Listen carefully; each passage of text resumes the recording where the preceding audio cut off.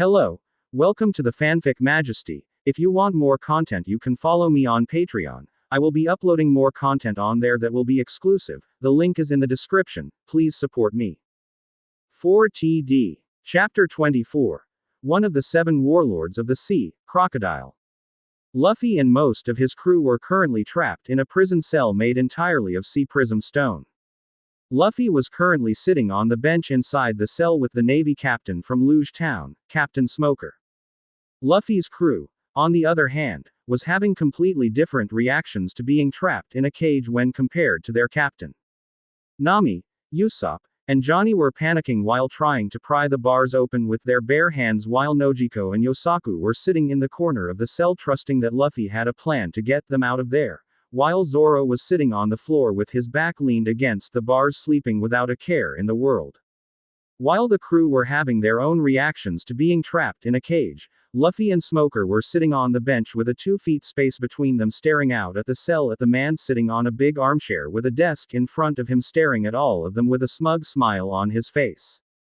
"Would all of you stop struggling?" Crocodile said smugly while looking at the trapped pirates. "You'll all die here together. So why don't you stop struggling and accept your fate?" he said before he started laughing maniacally.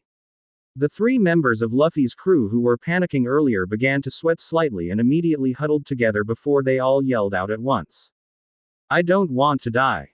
The 3 of them yelled out, causing Luffy's eyebrow to twitch ever so slightly. "Would you 3 put a sock in it?" Luffy yelled, shutting them up and waking Zoro up in the process. "I told you earlier to calm down, didn't I?" he added rhetorically. "Your pathetic screaming isn't helping the situation one bit," Smoker added as he took a puff of the 2 cigars in his mouth. "Monkey D. Luffy," Crocodile said as he held up Luffy's wanted poster. "To think the Navy gave you a 100 million berry bounty. It's absolutely ridiculous," he said before he started laughing. "You're not even worth 1 million, much less 100 million, he said arrogantly while laughing, causing Luffy to smirk. "You're every bit the lowly sea scum I imagined," Smoker said while looking at Crocodile. My, you're every bit the wild dog I heard you were, Smoker," Crocodile replied while staring at Smoker. "Unlike your superiors, you never really believed I was on your side, did you?" he asked with a smug smile on his face. "And of course, you were right," he added as he got up from his chair and began walking towards the prison cell, allowing the Straw Hat Pirates to get a good look at him. He was a tall man with a wide chest, broad shoulders, muscular arms and legs, and a thick neck. He has pale skin and nape-length black hair, which is kept neatly slicked back, though strands tend to fall in front of his face during battles. Crocodile has various battle wounds, most notably was a long stitched scar at the bridge of his nose that stretches across his face, and a large hook made from a tough gold alloy in place of his left hand.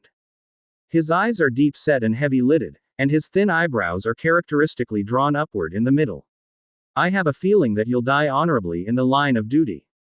I will be happy to inform the government that you died fighting valiantly against the vicious Straw Hat Pirates," Crocodile said, causing Luffy to chuckle. "It's a believable story, I'll give you that," Luffy added with a chuckle, causing Smoker to growl. "I've been wanting to meet you for the longest time, Straw Hat," Crocodile said, turning his attention over to Luffy. "Oh my, it would appear as though I have a fan," Luffy said calmly. "Even though your existence has just become known to the public, I heard you are causing quite a stir with the Navy, the government, and the grand public as well," Crocodile said, causing Luffy to raise an eyebrow in curiosity while the rest of his crew looked on in confusion. "Huh," Luffy said as he tilted his head to the side and looked at the warlord. "What are you talking about?" he asked in confusion. "I haven't even done anything yet," Luffy said, causing Smoker and Crocodile to look at him like he was crazy. "Wait, you mean to tell me you don't know?" Smoker asked while looking at Luffy.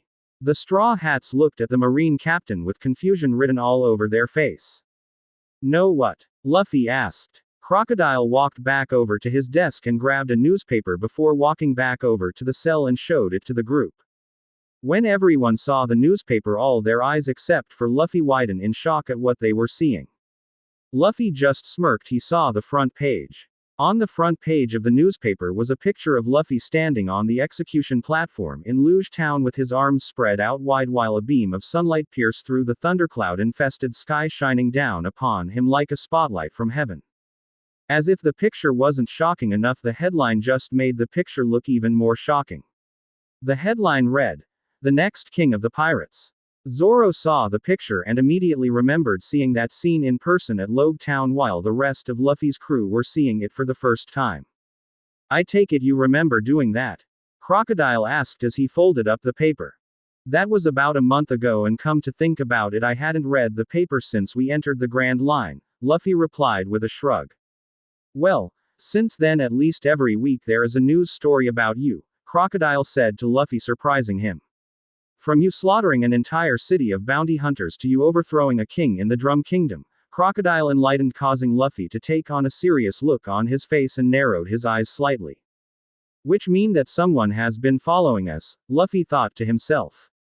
The idea of him being followed by someone all this time and he didn't notice anything rubbed him the wrong way. He is going to need to find this person because he cannot run an underground crime syndicate and have someone following him like this. That is just asking for trouble.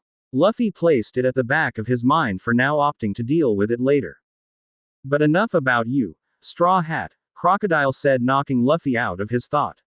"It would appear that our guest of honor has arrived," he said, causing Luffy to raise an eyebrow.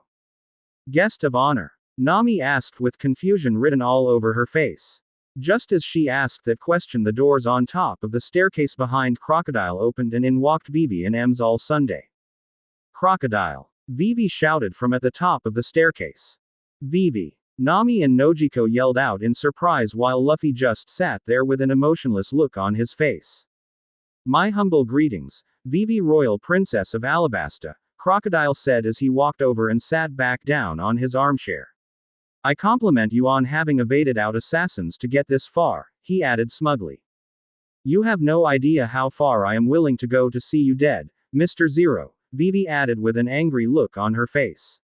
"I wish you died in your cradle, you monster," she yelled before she leapt forward to attack Crocodile with her peacock slasher. Luffy saw this and sighed at the princess's foolish attempt to kill the warlord. "This country would still be peaceful if it wasn't for you," she yelled.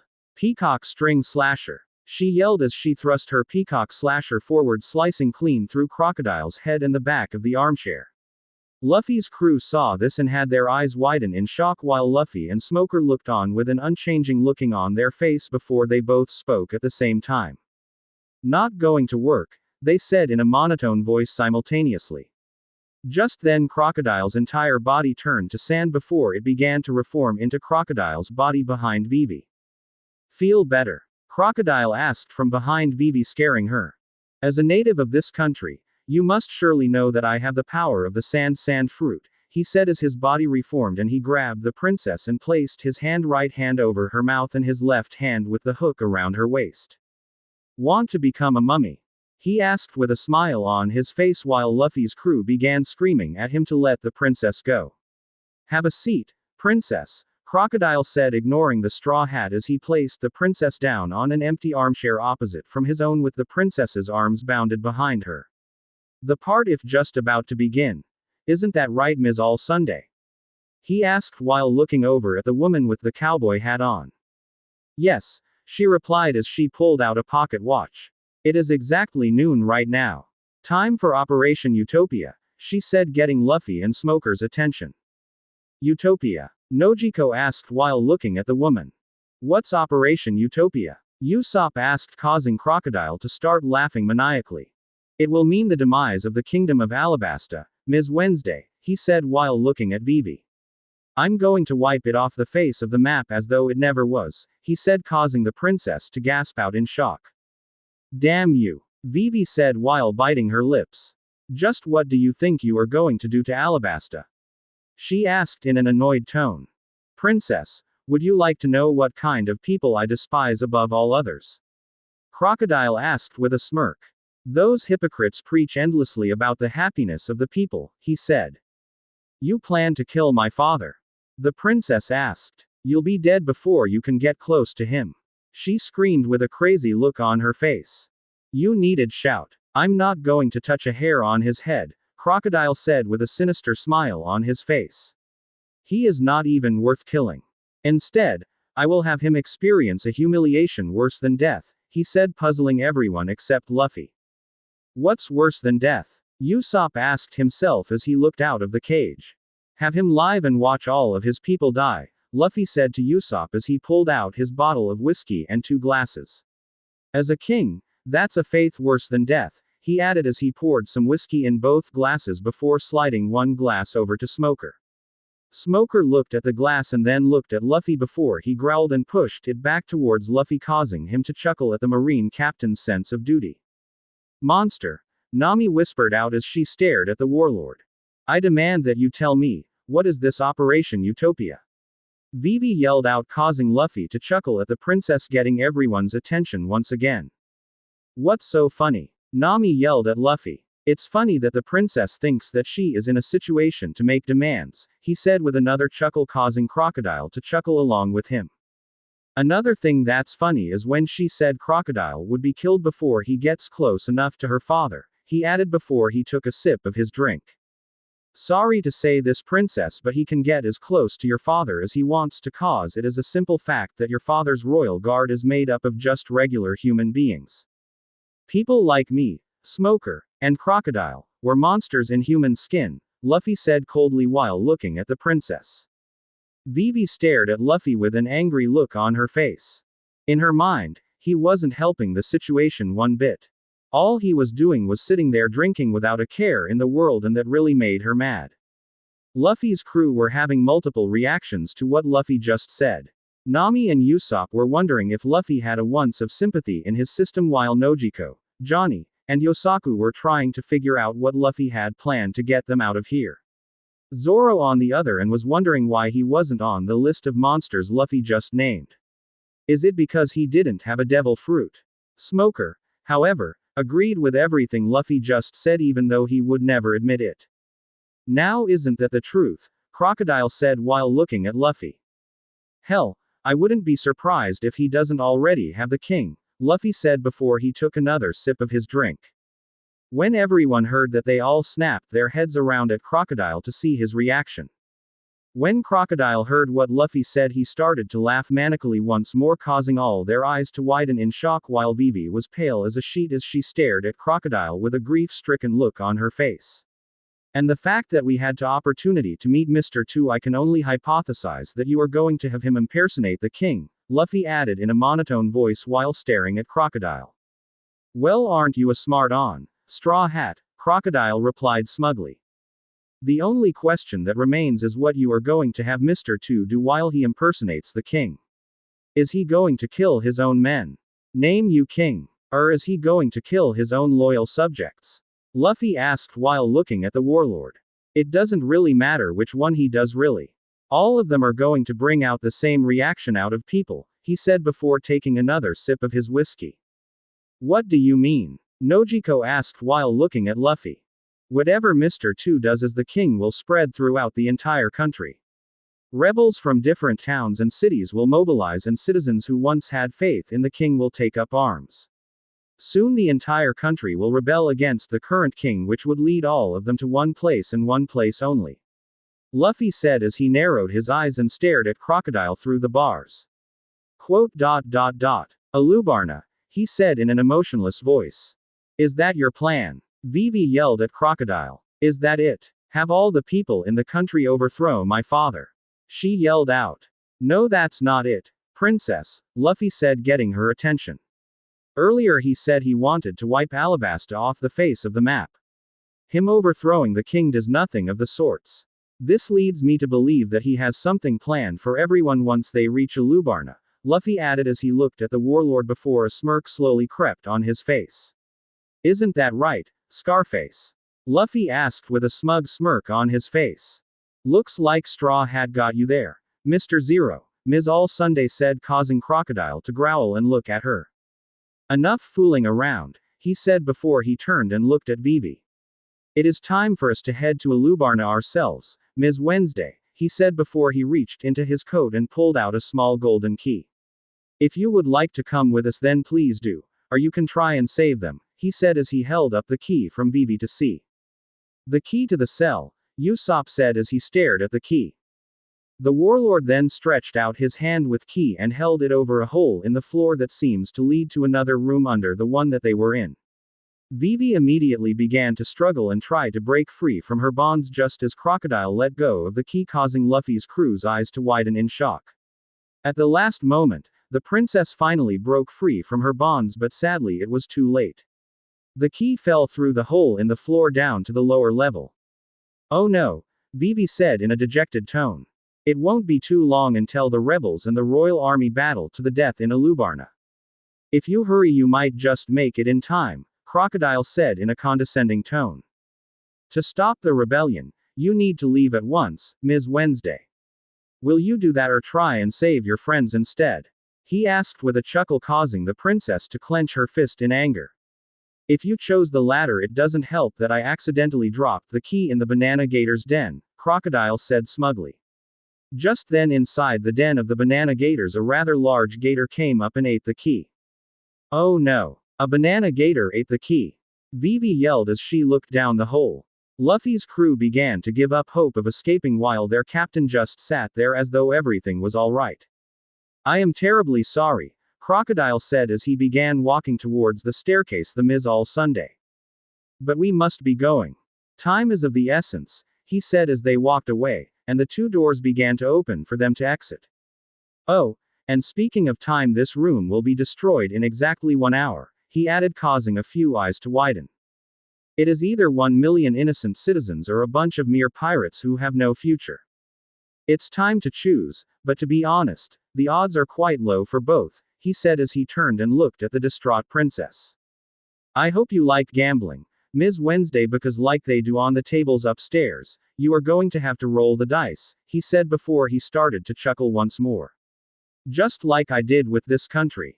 It was quite easy with all fools that live here like those rebels and that foolish old man digging in Yuba," he said, causing Luffy's head to raise slightly and his eyes to narrow onto Crocodile.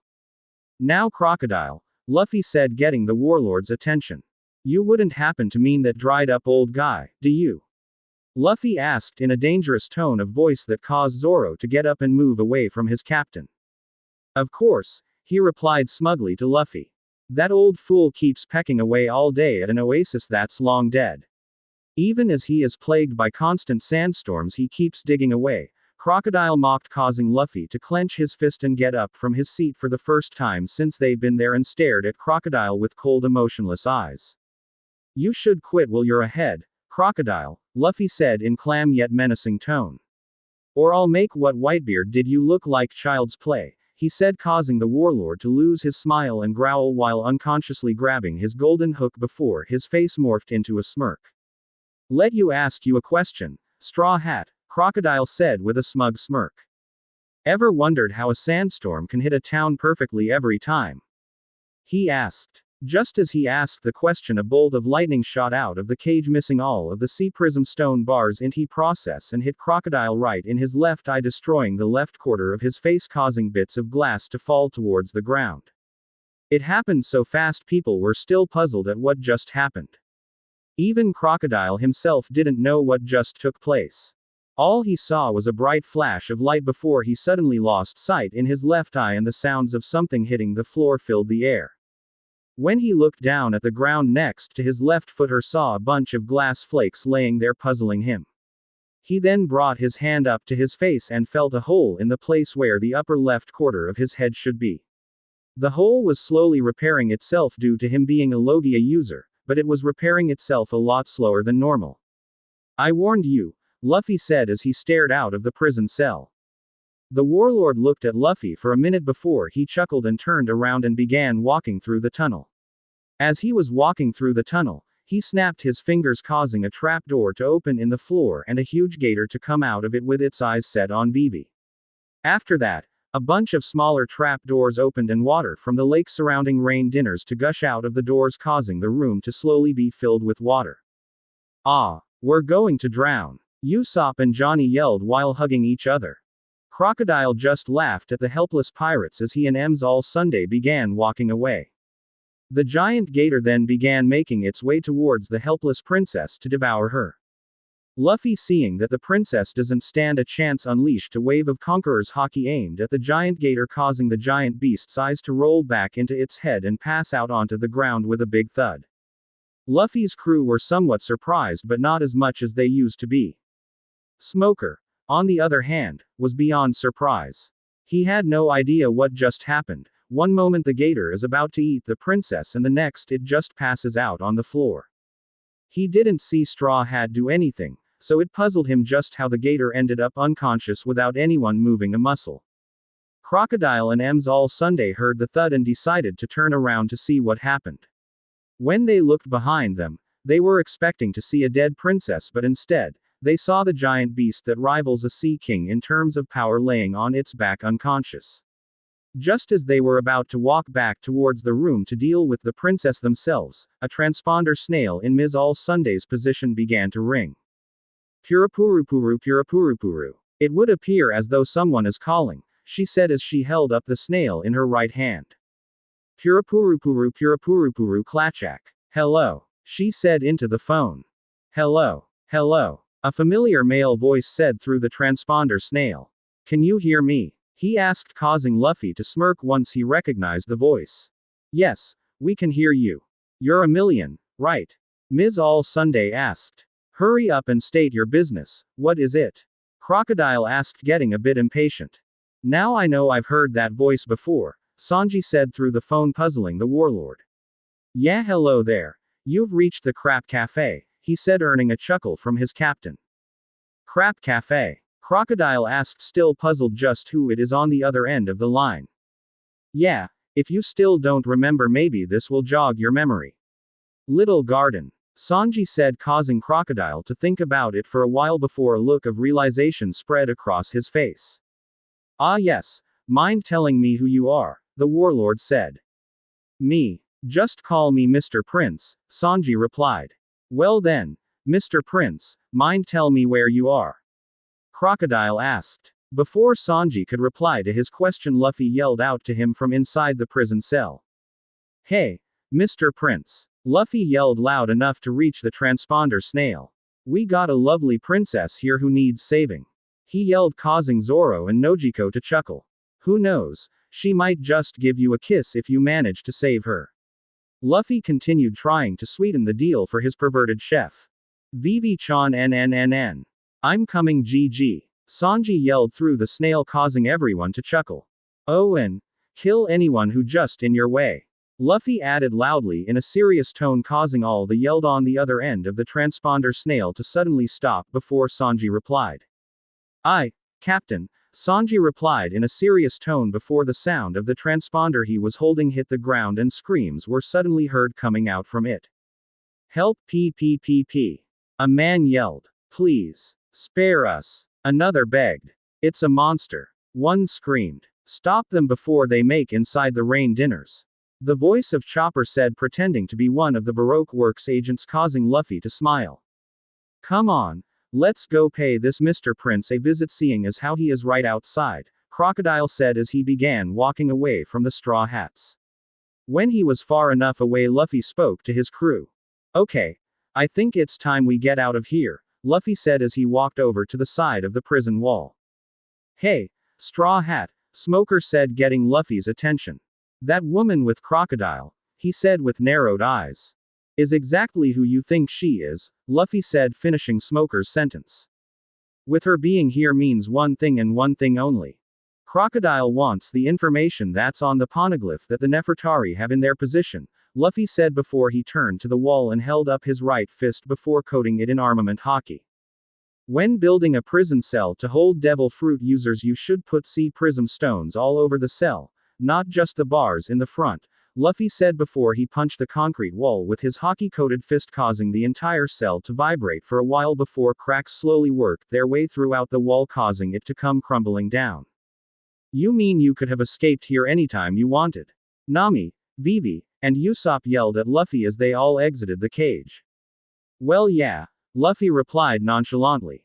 Nami was about to shout something else at her captain, but before she could, the entire build shook violently.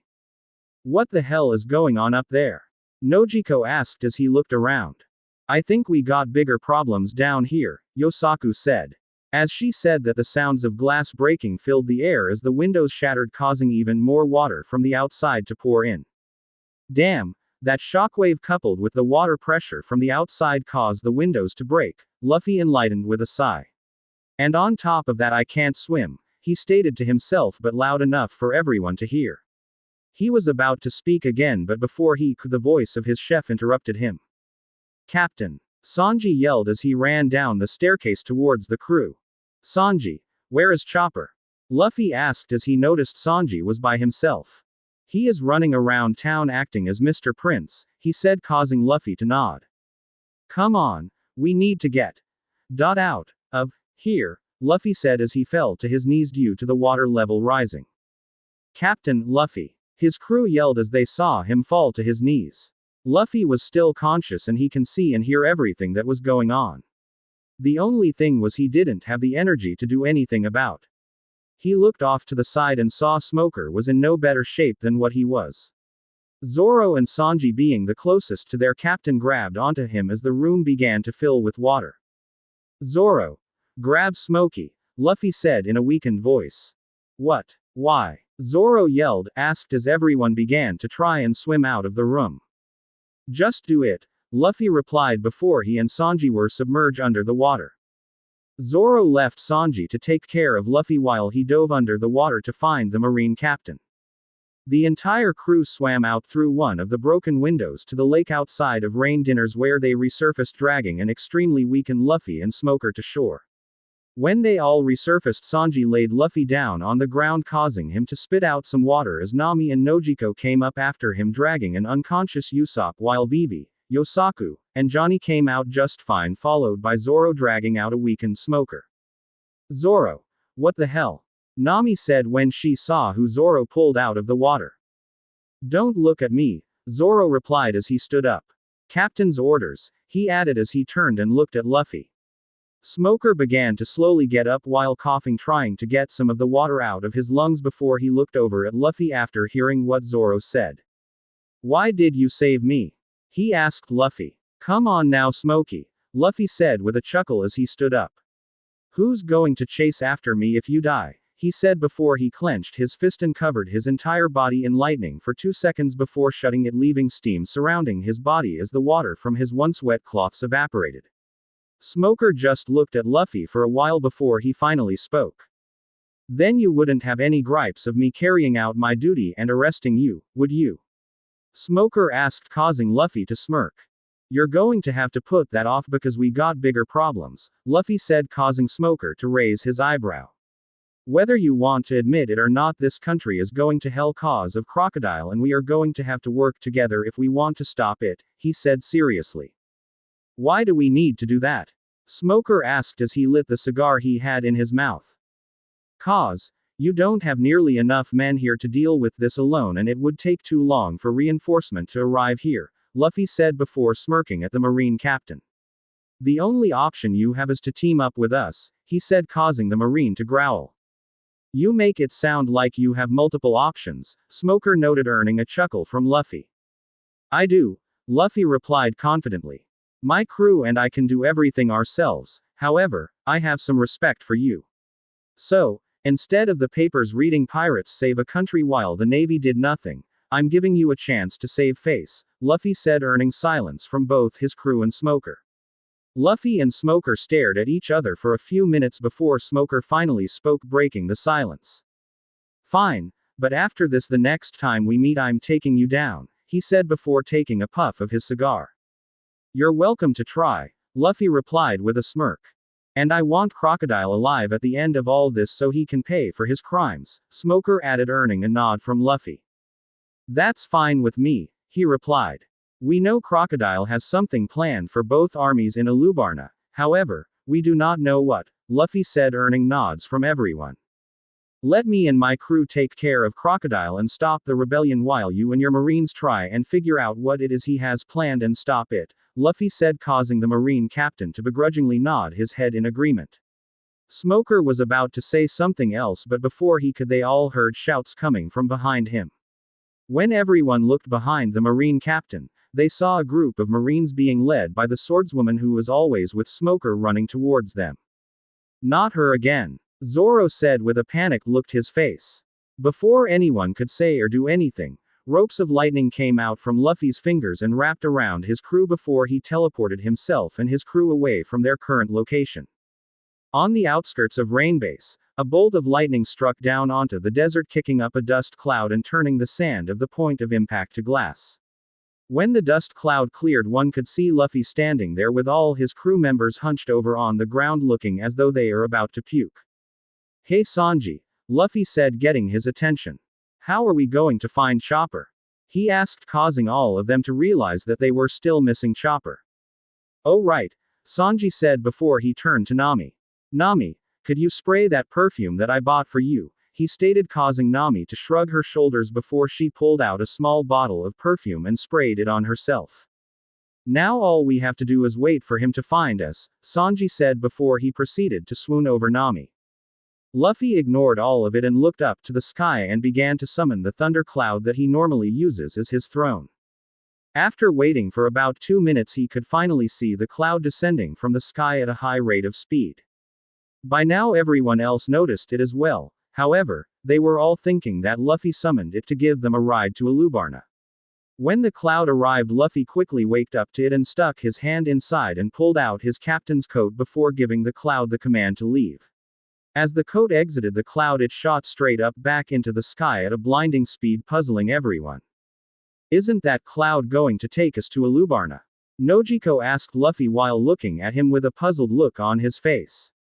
"Considering the fact that that cloud has all of our money and treasure stored inside it and is traveling through the desert, will only risk it being destroyed. I would say no, it's not taking us to Alubarna," Luffy replied, causing Nami to gasp out in shock. "I wholeheartedly agree," Nami yelled out. "Of course, you do," Zoro and Usopp said lowly, causing Nami to hit them in the head.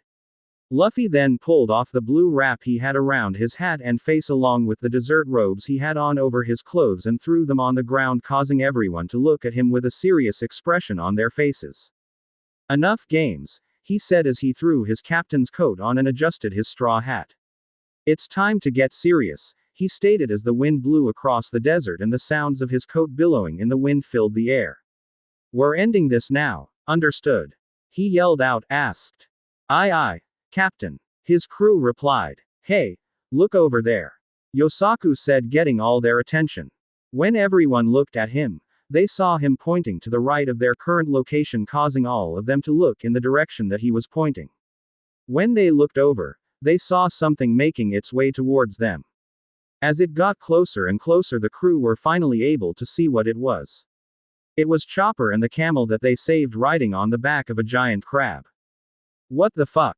Luffy, Zoro, and Nojiko said at the same time as they stared at the scene before them. "That's a moving crap," Vivi said with a smile. "All aboard," Chopper yelled out as the giant crab came to a stop in front of them. "I guess Chopper found us a ride," Luffy said as he walked towards the crab. The giant crab lowered its claw, allowing everyone to step on it before it raised it in the air, allowing them to walk onto its back. "Time to move out," Chopper said as he took the reins. "Hang on everyone. Let's go," he said before the crab took off in the direction of Alubarna. Everyone sat down as the giant crab was moving, everyone except Luffy, that is. He was standing looking off in the direction of where they previously were with a smirk on his face. "Zoro," he said, earning his vice captain's attention along with everyone else's. "You're in charge," he said before he reached into his coat and pulled out a transponder snail and threw it to Zoro, who caught it and looked at his captain with a confused expression on his face. "Where are you going, Luffy?" Vivi asked while staring at him with a worried expression on her face. "To end this," he said. As she said that, he stretched his hand forward and caught a golden hook, which everyone recognized as crocodiles before it could get to Vivi. Luffy held onto the hook tightly as it tried to wiggle its way out of his grip, but sadly it had no luck. He then covered his hand and the hook in lightning, giving Crocodile a shock of his life, forcing him to pull his hook away after Luffy released it. "I'll see you guys in Alubarna. Make sure to take care of your business," he said before turning his body into lightning and teleporting off the crab. Luffy, No. Vivi yelled out as she tried to jump off the crab to try and stop Luffy, only to be stopped herself by Nami and Nojiko. Relax, Vivi, Nojiko said while holding the princess back. Yeah, no one has ever faced Luffy and was able to walk alive when Luffy is like this, Nami said, trying to calm the princess down. Trust me on that, she added. Crocodile will fail and Luffy will win. It's that simple, Zoro added while everyone else nodded in agreement. So, stop worrying about him and focus stopping the rebels, he added, raising his voice slightly. With Luffy. Lightning struck down in the middle of the desert in front of two people, kicking up sand, blinding their view of the point of impact. When the sand settled back down, the two people saw none other the Thunder Demon himself standing there with his hands in his pocket, staring at them with cold, emotionless eyes. I'm going to make you wish you never interfered in my business, Straw Hat. Crocodile yelled as he nursed his left hand. And I'll make you wish your mother swallowed you that night you were conceived, Luffy replied in an emotionless tone. Chapter 25. The End of Crocodile and Nico Robin. The sun was setting over the deserts of Alabasta, and standing in the middle of the desert outside of Rain Base were Luffy, Crocodile, and Ms. All Sunday. Luffy and Crocodile were locked in a staring match with a serious look on both of their faces, while Ms. All Sunday stood off to Crocodile's right with a smile that was clearly fake, staring at the two men. It would seem as though the princess slipped through our fingers once again, she said, breaking the tense silence between the group. It doesn't matter, Crocodile replied, causing Luffy to raise an eyebrow. The agents are still scheduled to meet in Alubarna. Contact them at once, he ordered while taking a glance at his subordinate. Luffy chuckled for a bit, getting both of their attention before he spoke in a calm tone. It doesn't matter where your agents are, he said calmly. There's no way they are getting past my crew, he added confidently. That is a lot of faith you are putting into a bunch of people you only known for about a month now, Ms. All Sunday said while looking at Luffy. No one knows a crew better than the captain, Luffy replied as he turned his attention to the sole female there. Ms. All Sunday just looked at Luffy and chuckled. Luffy was about to say something else, but before he could, a blade of sand shot up from the ground off to his right and sliced his body in half. Luffy just looked down at the blade of sand that is currently separating the upper half of his body from the lower and side before he spoke to Ms. All Sunday once more. It would seem as though I am going to have to cut our conversation short. Your boss is apparently getting jealous. We will continue once I am done, Ms. Robin, Luffy said, using Ms. All Sunday's real name, surprising her a bit before she simply smiled and nodded before she replied. I'll give you boys some room to play, she said before she moved to stand a bit away from the duo. The warlord saw that he was still being ignored and growled before he raised his right hand into the air, and sand began to swirl around it, covering his entire wrist with sand. Desert Spada, he yelled out as he brought his hand down and then stabs it into the ground, extending it along the ground like a torpedo, racing straight to Luffy, who just stood there unmoving. The sand sliced through Luffy and a rock behind him right down the middle like a hot knife through butter. So, I was right, Luffy said as the two halves of his body reattached itself. You don't know hockey, he added in a slightly disappointed tone. Guess it was wrong of me to assume that you would have been able to pose a challenge to me, Luffy said as he adjusted his straw hat. You bastard, Crocodile growled out in frustration. Take this, he yelled out, letting his anger get the better of him as he raised his right hand and turned it into a spearhead made of sand before stabbing it into the ground while yelling out. Desert Girasole, he yelled. Luffy was expecting something to happen right away, but nothing happened. He waited for a few seconds to see if anything was going to happen, and just when he was about to ridicule Crocodile for his attack failure, the sand beneath his feet collapsed. A giant pit of quicksand about 30 feet wide formed, causing Luffy to begin to sink into the ground while Crocodile stood on top of the giant pit staring at Luffy smugly. Luffy didn't move a muscle or even showed an ounce of panic on his face. He just stood there staring at Crocodile with a bored expression on his face. Ever heard of quicksand? Crocodile asked arrogantly. It makes for an easy dessert burial when you need to get rid of someone in a hurry, he said with a smirk. With my sand fruit, I am unbeatable when fighting in the desert. He added with a smug smile on his face, causing Luffy to sigh. Is that so? Luffy asked from inside the sinking pit. Well then, let's just see about that, he added before his entire body turned into a bolt of lightning and shot straight out of the pit towards the direction of Crocodile. When the bolt of lightning was 2 feet in front of the warlord, it transformed back into Luffy with his fist reared back covered in Haki. Luffy then delivered a Haki-infused Superman punch to Crocodile's face, sending him tumbling back about 15 feet. Would you look at that? Guess you're not that unbeatable, Luffy said in a bored tone as he adjusted his straw hat. Why you? Crocodile growled as he shakingly began to try and stand up. When he stood up, Luffy saw the warlord staring at him with an angry look on his face as blood leaked out of his nose and the side of his mouth. It's time to die, vermin, Crocodile said as he held his right hand in front of him. Sables, he yelled out, causing a mini sand tornado to form in the palm of his hand before it began to grow until it was a giant sandstorm. Luffy saw the giant tornado of sand heading for him, but he didn't do anything. He simply stood there, narrowed his eyes and raised his left hand into the air and covered his palm in lightning. Judgment, he yelled out as he brought his hand down in a swift motion. As his hand reached his side, a large bolt of lightning came out of the clear sunset sky and covered the entire sand tornado, leaving behind a glass statue of a tornado. Funny thing about lightning, Luffy said as he began walking towards the statue. It is 5 times hotter than the surface of the sun, he added before he punched the glass statue, causing it to shatter into millions of pieces. I think I messed around enough. Don't you think so? Luffy asked rhetorically as he tilted his head to the side. It's time to get serious, he added in a cold, emotionless tone. Now Crocodile was slightly scared when he heard that. He just saw Luffy take care of one of his most powerful attack like it was nothing, and now he is saying that he wasn't even serious, he was just messing around. That was absolutely ludicrous to Crocodile. Luffy narrowed his eyes at Crocodile before he kicked off from the ground and dashed forward towards Crocodile in a great show of natural speed. In a blink of an eye, Luffy appeared in front of the warlord and buried his knee into Crocodile's gut, knocking the wind out of him and causing him to cough up some blood. Luffy then raised his left hand into the air, made a fist before he delivered a powerful Haki-infused punch to Crocodile's back, sending the arrogant warlord crashing into the ground while forming a small crater in the process. Beg, Luffy said coldly as he looked down at the beaten warlord. Beg for your life, vermin, he added. Crocodile coughs up some more blood onto the sand before he tried to stand up. Never will I beg. You. For anyth, Crocodile said in a rasping voice before he was cut off by a Haki-infused kick to the face, sending tumbling back into the sand. I'm sorry, I didn't quite catch that. My foot seems to have interrupted you, Luffy said mockingly before he looked down at his feet and saw a tooth stuck into the sand.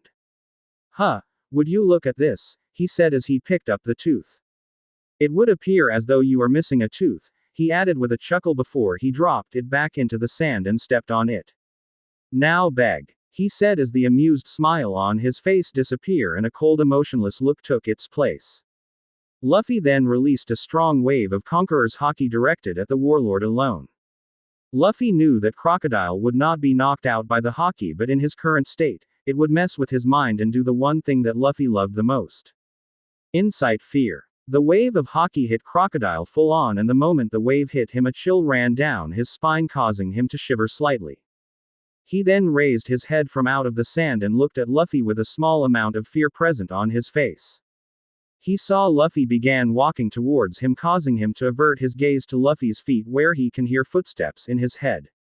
He knew it was impossible, but with every step Luffy took it sounded like someone walking across a wooden floor with metal boots, and with menacing step Luffy took, the sounds grew louder and louder in Crocodile's head, increasing his fear until Luffy came to a stop in front of his face. An extremely terrified Crocodile looked up at Luffy and saw he was staring right back at him with glowing red eyes that seemed to stare right into his soul. Beg, Luffy said in a menacing tone, sending chills down the spine of an extremely terrified Crocodile. Crocodile tried to speak, but his voice won't come out, and after seeing Crocodile not saying anything, Luffy narrowed his eyes and looked at the badly beaten warlord with a dangerous look before he raised his right leg in the air and covered his foot from his shin down in lightning and proceeded to stomp the warlord's head into the ground. I said, stomp. Beg. Stomp. Now beg. Stomp.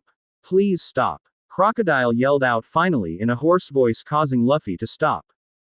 There, now that wasn't so hard, Luffy said before he placed his right leg on Crocodile's back. Bind. He said in a commanding tone, causing ropes of lightning to sprout out from under his foot and bind the warlord in place. That should hold you, Luffy said before he looked off to his right where Nico Robin was standing and signaled her to come. The second in command to Crocodile walked her to Luffy, swaying her hips ever so slightly, causing Luffy to smile. You continue to impress me, Straw Hat, she said with a smile, causing Luffy to chuckle.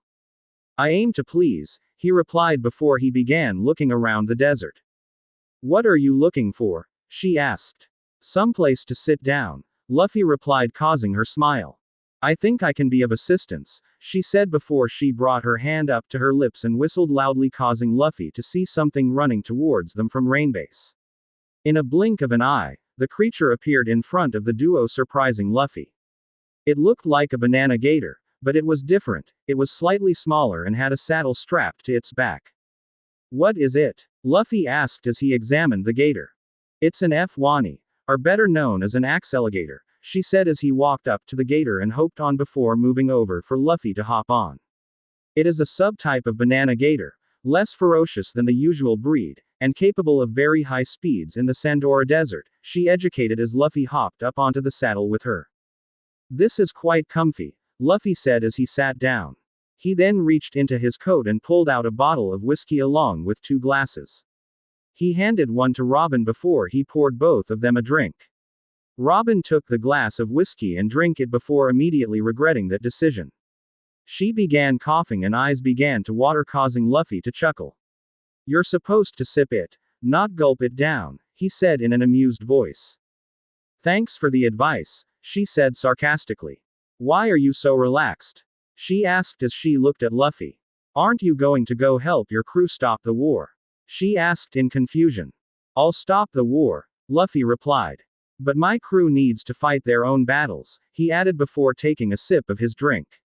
So, you are just going to leave them to fight the numbered agents? She asked. Yes, I can't keep coming to their rescue all the time. They need to learn to fight on their own, he said, causing her to nod her head.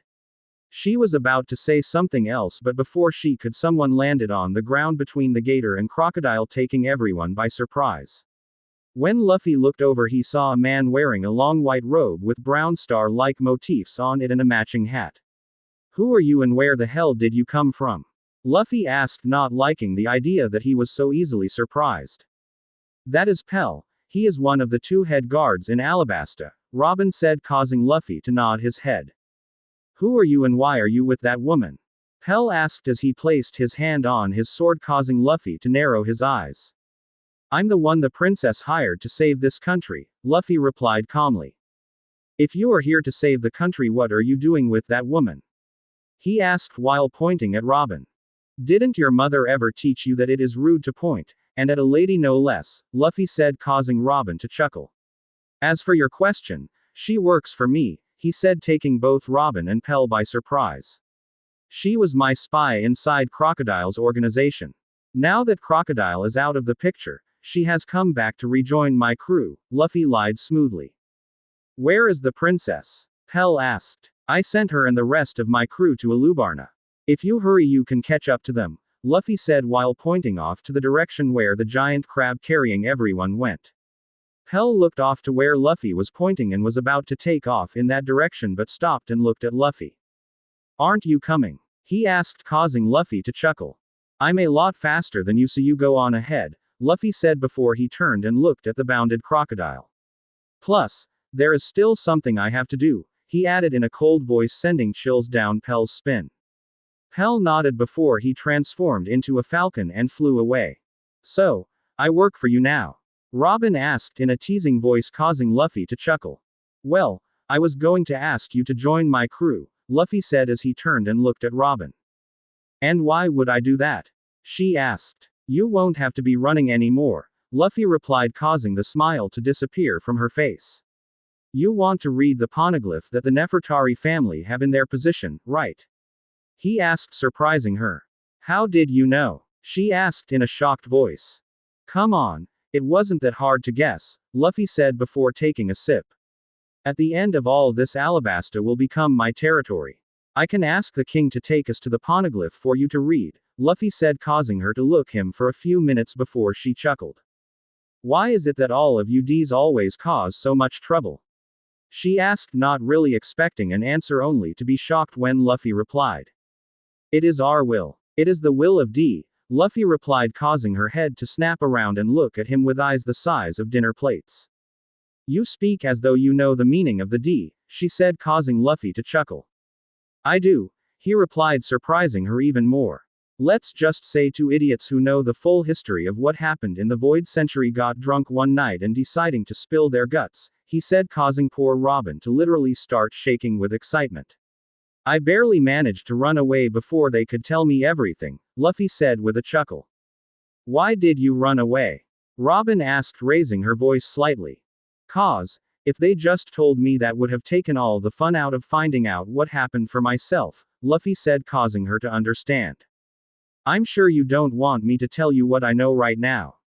That would just take away the satisfaction of finding out on your own, and it would make that which your people died for have no meaning, he said, causing some tears to form in her eyes. So, it does exist, she whispered to herself. Rio Poneglyph does exist, she said as tears leaked out from her eyes.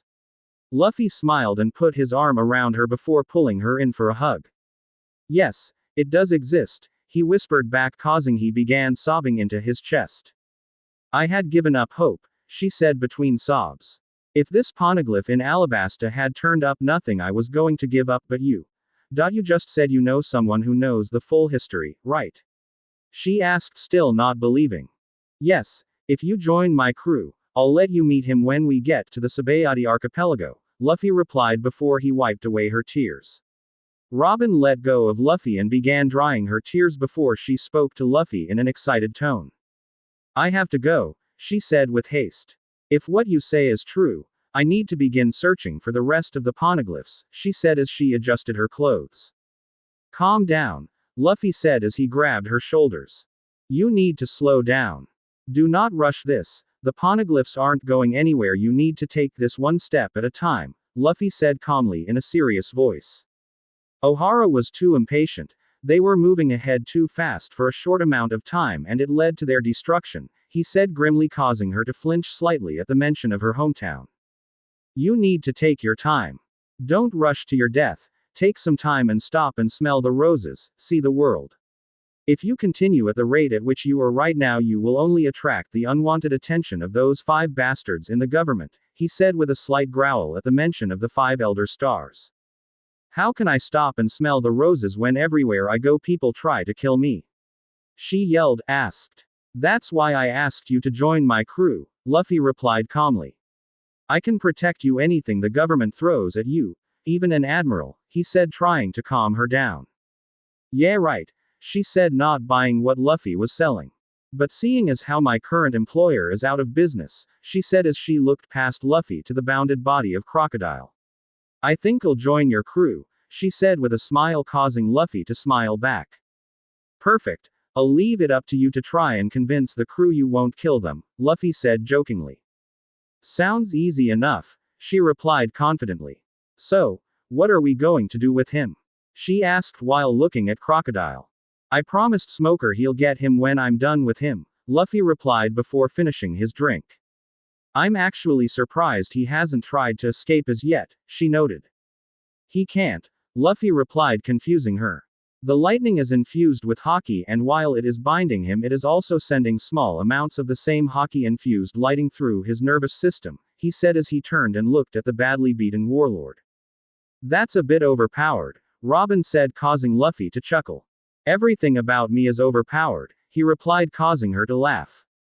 Just as she was about to say something back at Luffy, his transponder snail began to ring.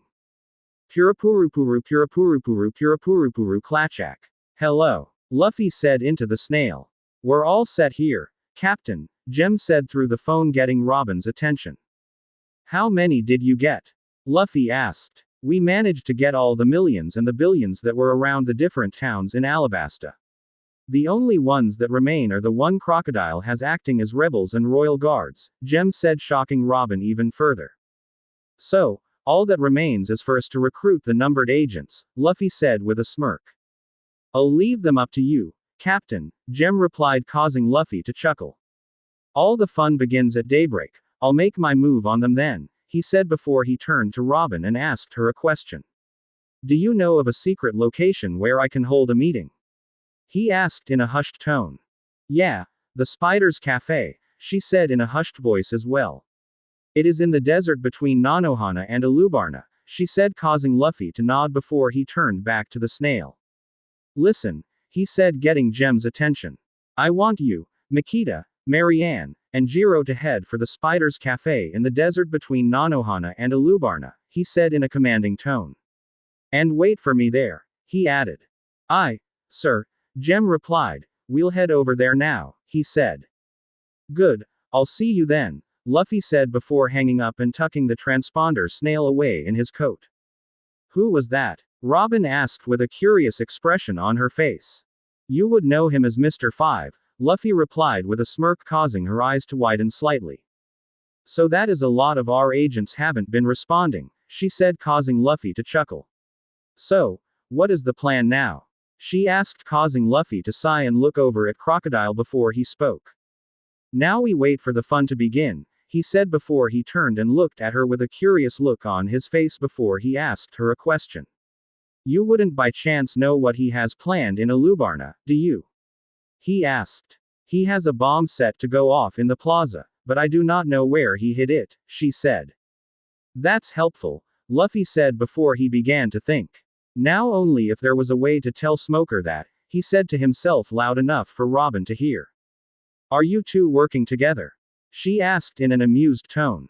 It's more like a temporary ceasefire, he said, causing her to chuckle. I'm sure he'll figure it out somehow, Luffy said before he hopped from the gator. It's time we made our way to Alubarna, he said as he looked up to the sky and began trying to summon a thundercloud. Well then, hop on and let's go, she said, causing to chuckle slightly. I got my own ride, he said as a thundercloud began to slowly descend from the sky, taking the former Baroque works by surprise. It's a lot cooler at night and there is a lot more moisture present in the air. It should be enough to sustain a cloud, Luffy said before he walked over to the bounded crocodile. He then picked the warlord up and threw him onto the cloud before he hopped on and looked at Robin. Aren't you coming? He asked, knocking her out of her shock. Sure, she said, slightly hesitant about the idea of sitting on a cloud. She hopped off the gator and walked over the cloud where Luffy stretched out his hands for her to grab onto. She grabbed Luffy's hand before she was carefully pulled up onto the cloud. Luffy then gave a mental command to the cloud to make 2 chairs for them to sit on, which it did, causing Luffy to lead Robin over to the seats. After they sat down, 3 bolts of lightning shot out of the cloud and wrapped themselves around Crocodile's body, acting as safety belts. Wouldn't want him to fall, Luffy said in a joking manner. The cloud then shot off and began its ascent to the sky where it leveled out at about 3,000 feet. Wow, this is amazing, Robin said as she looked at the cloud and down at the world below. Yeah, it is, Luffy replied as he looked around. They were currently traveling at about 40 miles per hour above the deserts of Alabasta. The night is so calm, Luffy said as he leaned back and looked up at the stars. It is such a shame the deserts will be dyed red with blood tomorrow, he added with a dark chuckle. I thought you were going to stop the war before anyone could cast the first blow, Robin said as she looked at Luffy in confusion. I was. But that princess is too much of a pacifist, he said in a serious tone. I think it will do her some good to witness death, he added. So, you are just going to let them kill each other just to teach the princess a lesson on death? She asked, raising her voice slightly. Yes, Luffy said, causing her eyes to widen. If he is going to one day become the queen of this land, it is something she needs to learn, he said as he adjusted his hat and looked down at the world below. She spent her entire life at the beginning of the Grand Line. She has no idea just how evil and vile this world actually is, Luffy spat out in a disgusted tone. The deeper in the Grand Line you go, the worse it gets, he added. And it's all their fault, he growled out. Robin could tell he had a lot of hatred for whomever he was referring to, so she remained silent and didn't say anything. Luffy was about to say something else, but before he spoke, something down below caught his eye. "Would you look at that?" Luffy said as he leaned slightly over the edge of the cloud. "What is it?" Robin asked as he leaned across Luffy to take a look. "It's my crew," he said with a slight smile. "And they're riding on ducks," he added with a chuckle. "That must be Alabasta's supersonic duck squad," Robin said, causing Luffy to look at her weirdly. "Supersonic ducks?" he asked, refusing to believe that something so ridiculous could exist. "Yeah, they are the fastest in all of Alabasta," she said before returning her attention down to Luffy's crew. "Are we going down to meet them?" she asked. "No," Luffy replied, getting her attention. "As I said earlier, this is their battle. If things are going sideways, I'll step in," he said, causing her to nod. Daybreak. Luffy and Robin stayed with his crew the entire night, following them as they made their way through the desert on duck back. It was finally daybreak and the capital city of Alabasta, Alubarna, was finally in sight. As they were approaching the capital, Luffy saw every member of his crew put on matching robes covering their entire body. "Smart," Robin said with a smile as he looked down at her new crewmates. Luffy didn't say anything, he simply smirked at his crew decision. He looked up and took a glance off to the dire of his cloud, where he saw a large dust cloud traveling through the desert making its way to Alubarna. "And that must be the rebel army," Luffy said as he stared at the dust cloud. "It would appear as though the party is about to begin," Luffy added before turning his attention back to his crew. "Your crew is about to have company," Robin said as she pointed towards the capital. Luffy looked at where she was pointing and squinted his eyes, trying to make out what she saw. It took him a few seconds to make out what was there, and even then, he still couldn't be sure. From what he can see, it appears to be the outline of 5 individuals standing by the city walls. "I take those are the agents Crocodile sent here?" he asked while looking at Robin. "Yes, that is Mr. 1 and his partner, Ms. Double Finger, Mr. 2, and Mr. 4 and his partner, Ms. Merry Christmas," she said, causing Luffy to take a glance at his crew. "What are the 9 of you going to do now?" Luffy asked himself as he stared at his crew through narrowed eyes. Just as the group was approaching Alubarna, Luffy noticed 3 of them began to slow down before pulling away from the group and hiding behind some rocks. Luffy immediately stopped the cloud and had it hover in between the 2 groups. "Now what do we have here?" he asked himself as he stood up and began using his observation haki. "Why did those 3 stop?" Robin asked as she stood up as well. "Those 3 are the princess along with Johnny and Yosaku," Luffy said before he turned and looked at the remaining members of his crew, who began splitting up into groups one by one, drawing a pair of Baroque Works agents to follow them. "That there is Nami, Nojiko, and Zoro," he said, pointing at the 3 ducks heading for the west gate with Mr. 1 and M's Double Finger right on their tail. "That there are Usopp and Chopper," he said, pointing to the 2 ducks heading for the south gate with Mr. 4 and M's Merry Christmas following behind them. "And that is Sanji and a camel," Luffy added in a deadpan tone with a sweat drop as he pointed to the pair of ducks running for the southwest gate after running over Mr. 2. "Quite the interesting crew you got there," Robin said with a chuckle. "You have no idea," Luffy replied before turning his attention back to the princess and the bounty hunting duo. The 3 of them then peeked out from behind the rock to check if the coast was clear. After making sure no one was around, the 3 of them took off in the direction of where the large dust cloud was approaching the capital. "So, they are heading straight for the rebel army," Luffy observed. "So, who are you going to follow?" Robin asked while looking at Luffy. "Are you going to check up on your crew, or the princess?" she asked, causing Luffy to chuckle. "As much as I want to see what the princess does, I think I want to see how much my crew have grown since entering the Grand Line," Luffy said, surprising Robin. "You know, you are really hard to figure out," she said, causing Luffy to laugh. "Don't feel bad," Luffy said with a smirk. "Sometimes I have a hard time figuring myself out," he added, causing her to chuckle before he narrowed his eyes and took on a serious look. "Let's go see if my crew's training paid off," he said.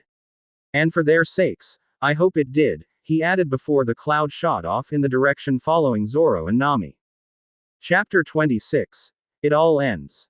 Luffy and Robin arrived just about the center of Alubarna while his crew members were scattered all around in the city of Alubarna and in the areas around it.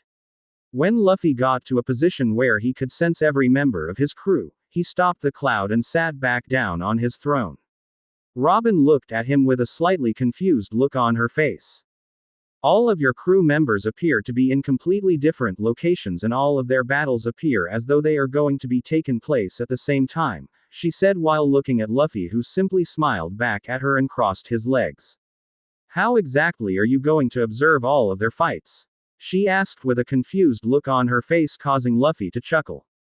You will be surprised at the amazing things Haki allows you to do, Luffy replied before he closed his eyes and began using his observation Haki while Robin just looked out from the cloud down below to try and see what was going on. Luffy found each member of his crew along with their opponents. He then zeroed in on them and blocked out any other life force that was there.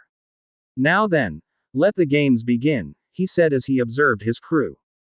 Zoro, Nami, and Nojiko versus Mr. One and M's Double Finger. Zoro was standing across from Mr. One and M's Double Finger with his hand on his swords while Nojiko stood off to his right with her three-section staff held diagonally behind her back with her right hand holding onto the top section and her left hand is on the bottom section. Nami was standing some distance behind the duo with three members of the Supersonic Duck Squad cheering them on. Go get M, big sis, she yelled while pumping her fist in the air. You show M, Zoro. She continued, causing Zoro and Nojiko's eyebrow to twitch. We don't need a cheering squad. Just go hide somewhere, Zoro yelled back at her, to which she ignored. The two Baroque Works agents then began walking forward with a calm look on their face as though they didn't even feel threatened at the presence of the Straw Hats. As they began walking, Zoro and Nojiko's guard immediately went up, but much to their surprise the two Baroque Works agents simply walked right past them as though they didn't even exist and began making their way to Nami. The primary rule of assignation says all weaker targets are to be eliminated first, Mr. One said in a gruff voice. We'll show you how professionals handle these things, Ms. Double Finger said coolly as she swayed her hips. What? You mean me? Nami asked as she looked around for help only to see that the ducks that were with her already ran away. Hold on just a minute. Getting rid of me won't accomplish anything at all, she said with a nervous chuckle. Sure, I'm pretty and I know how to dress, but I don't have any fighting skills, she said as she put her hand up in front of her. Yes, we know, it is fairly obvious, Ms. Double Finger said. As we said, picking off the weak ones first is the fastest way to work, she added with a smirk, causing Nami to panic before she ran away. Ugh. That is exactly why I told her to shut up and hid somewhere, Zoro said as he looked at the retreating figure of Nami. That's my sister, always causing some kind of trouble, Nojiko said with a sigh before she turned and took off after the agents with Zoro right behind her. Luffy and Robin. That girl needs to grow up and learn that she isn't in the East Blue anymore, Luffy said with a sigh as he opened his eyes. She still has time, Robin said as she turned and looked at Luffy. You just need to have a little patience, she added with a smile. That is one thing I do not have, Luffy grumbled under his breath before closing his eyes again began focusing on the battle down below. Just as he was about to zero in on Usopp and Chopper's fight, his observation Haki alerted to someone headed towards the city at amazing speed. I'll be right back, Luffy said to Robin before he turned his body to lightning and teleported from the cloud before she had a chance to question him. The desert outside Alubarna. A bolt of lightning struck down in the desert, kicking up a lot of dust. When the dust cleared, Luffy could be seen standing there with an apathetic look on his face as he stared at a large dust cloud approaching him, along with the sound of a motor getting louder and louder as the cloud got closer. When the dust cloud got closer, Luffy could see Smoker riding on a motorcycle heading towards him. Upon seeing Luffy standing there, Smoker began to slow down before coming to a full stop about 15 feet in front of Luffy. What are you doing here? Smoker asked as he pulled his goggles up over his head. Don't you have a warlord to fight, or did you get scared? Smoker said, causing Luffy to chuckle. I already took care of that, Luffy said, surprising Smoker. Besides, it's usually the Marines who tuck their tails between their legs and run, Luffy jibed, causing Smoker's eyes to twitch. Still haven't answered my question, Smoker said as he narrowed his eyes. I just came here to let you know that Crocodile has a bomb set to go off somewhere near the plaza, Luffy said, causing Smoker to raise an eyebrow. And let me guess, you don't know where in the plaza, do you? Smoker asked, causing Luffy to chuckle. Don't you think that would have been a bit too easy? Luffy said, causing the Marine captain to sigh. I guess, Smoker said. I'll let you get to your bomb hunting then, Luffy said before he turned his body into lightning and shot straight up into the sky before Smoker could ask any more questions. Damn pirates, Smoker growled out before he revved his engine and took off towards Alubarna. Back on the cloud, Robin was observing the fights while suddenly there was a bright flash of light behind her, startling her. When she turned around, she saw Luffy standing there with a smirk, causing her eyebrow to twitch. You did that on purpose, didn't you? She asked, causing Luffy to chuckle. Don't know what you're talking about, Luffy replied before he sat back down on his throne and closed his eye. He then resumed his observation of his crew through his observation hockey. Usopp and Chopper vs. Mr. 4 and M's Merry Christmas. Usopp and Chopper were currently at the southeast gate standing in front of Mr. 4 and his partner Ms. Merry Christmas and their extremely strange-looking dog. Usopp had his slingshot out and his sharpshooter goggles down, and Chopper was currently in his heavy point form. Both of them had an extremely serious look on their faces. From up above, Luffy was impressed by Usopp. He could sense nothing but determination coming from him. His confidence wasn't where it needed to be, but regardless, he was extremely determined. Okay, Chopper, let's not do anything crazy. We still don't know what crazy abilities these two have, and not to mention that freaky looking dog, Usopp said as he stared at the two agents. Right, Chopper replied. Ms. Merry Christmas looked at the two before she smirked before jumped into the air and began burrowing into the ground, kicking up a lot of dust, preventing Usopp and Chopper from seeing what was going on. What the hell is she doing? Usopp yelled as he loaded his slingshot and aimed it at the dust cloud. I don't exactly want to wait and find out, Chopper said, causing Usopp to nod his head before he pulled the rubber on his slingshot back and yelled out. Special attack. Exploding star. He yelled as he fired a pellet into the dust cloud. The small pellet went into the cloud of dust and exploded as it impacted the ground where the two agents were. The explosion kicked up even more dust, but it didn't matter to Usopp and Chopper. Both knew they weren't the best of fighters, so a chance to end the fight before it even started was something they weren't going to pass up. Once the smoker finally cleared, Usopp and Chopper saw that there was no sign of the two Baroque Works agents anywhere. There was only a large hole in the ground in their place, but Chopper and Usopp didn't think much of the hole. They thought that hole was caused by Usopp's exploding star. Did we get them? Chopper asked as he looked around. I don't know, Usopp replied. I don't see them anywhere, so maybe we did get. Move. Usopp yelled out as his observation hockey alerted him of danger coming up from below them. Chopper and Usopp quickly jumped away from the spot where they were standing, with Usopp going to the right and Chopper to the left. A hole opened in the ground from the spot where they were previously standing. As Chopper landed about 10 feet away from the hole, he was forced to jump away again as another hole opened from under him.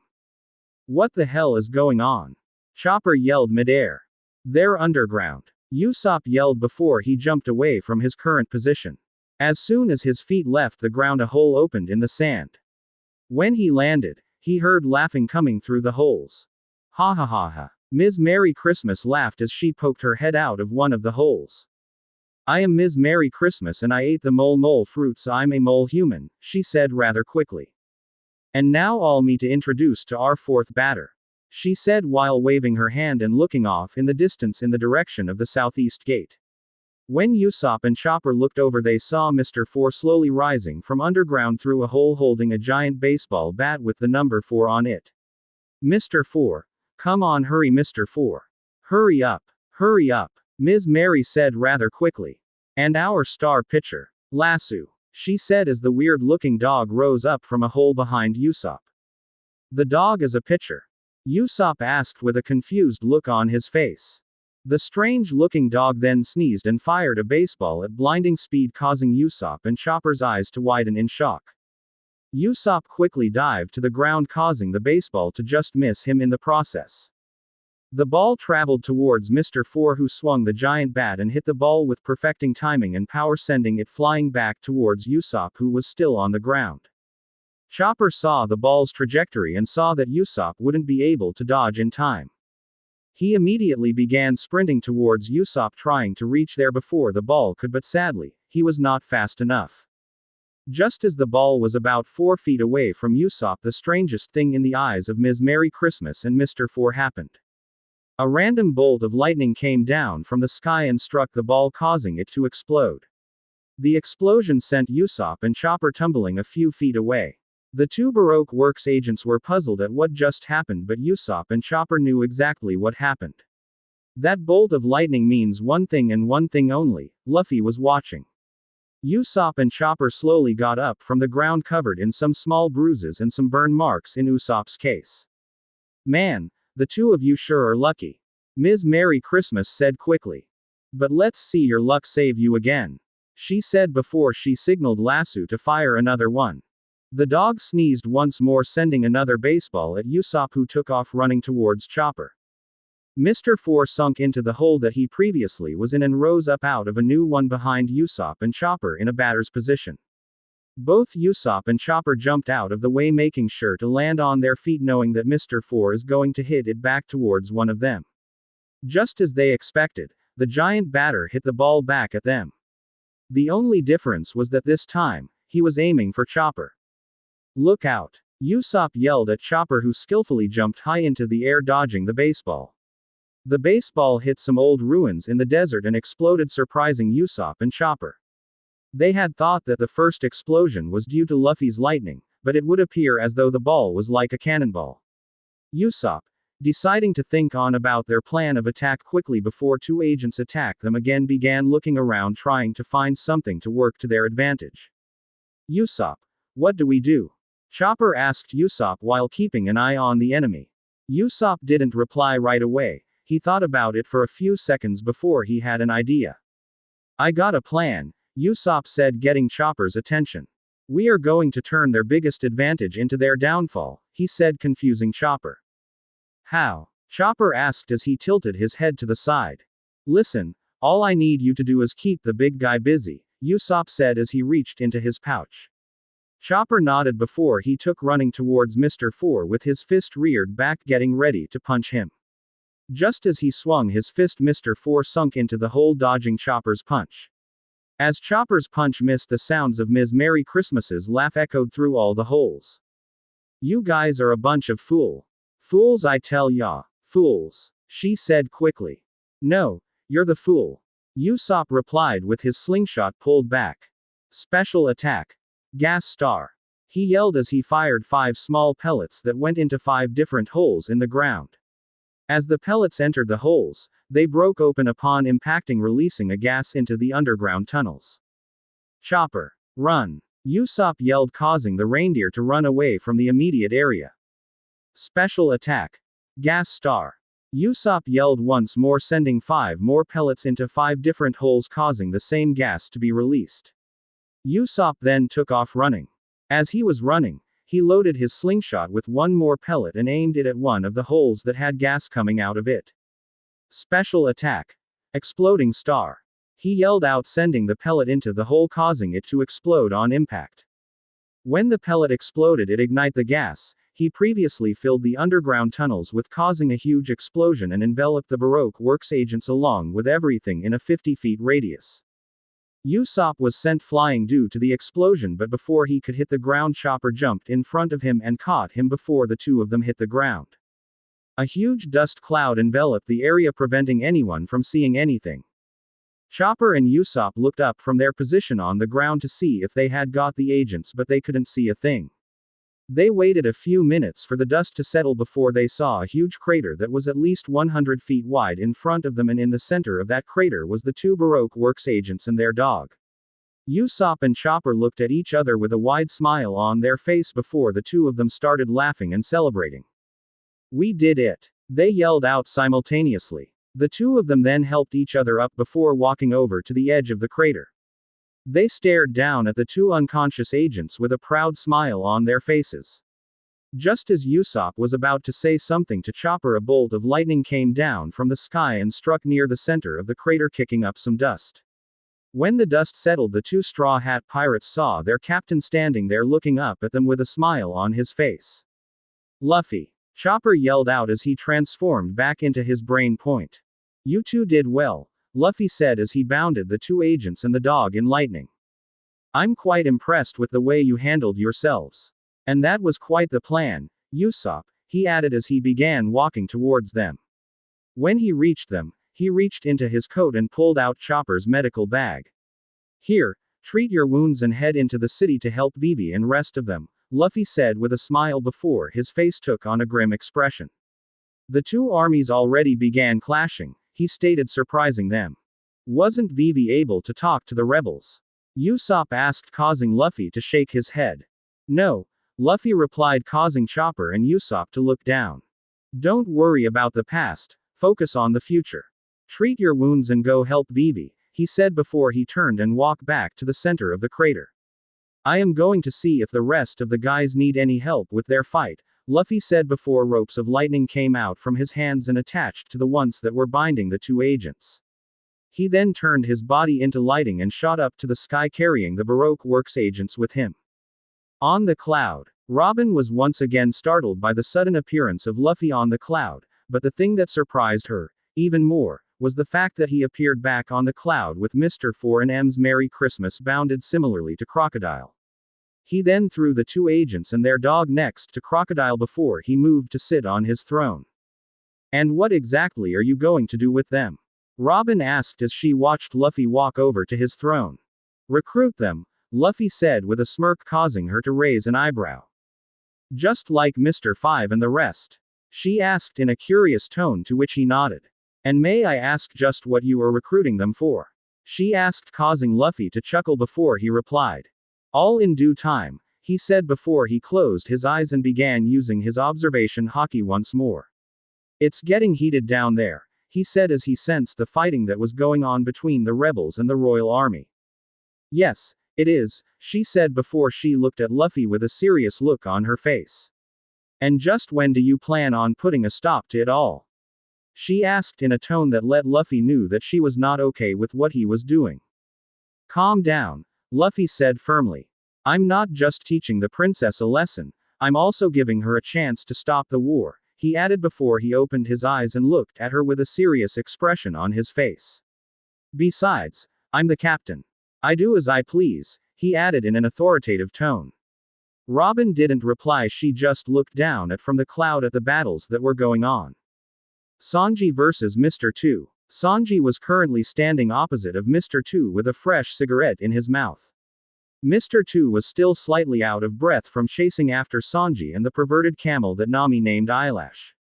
There was no one in this world who Mr. 2 wanted to kill more at the moment other than the blonde-haired cook that was standing in front of him.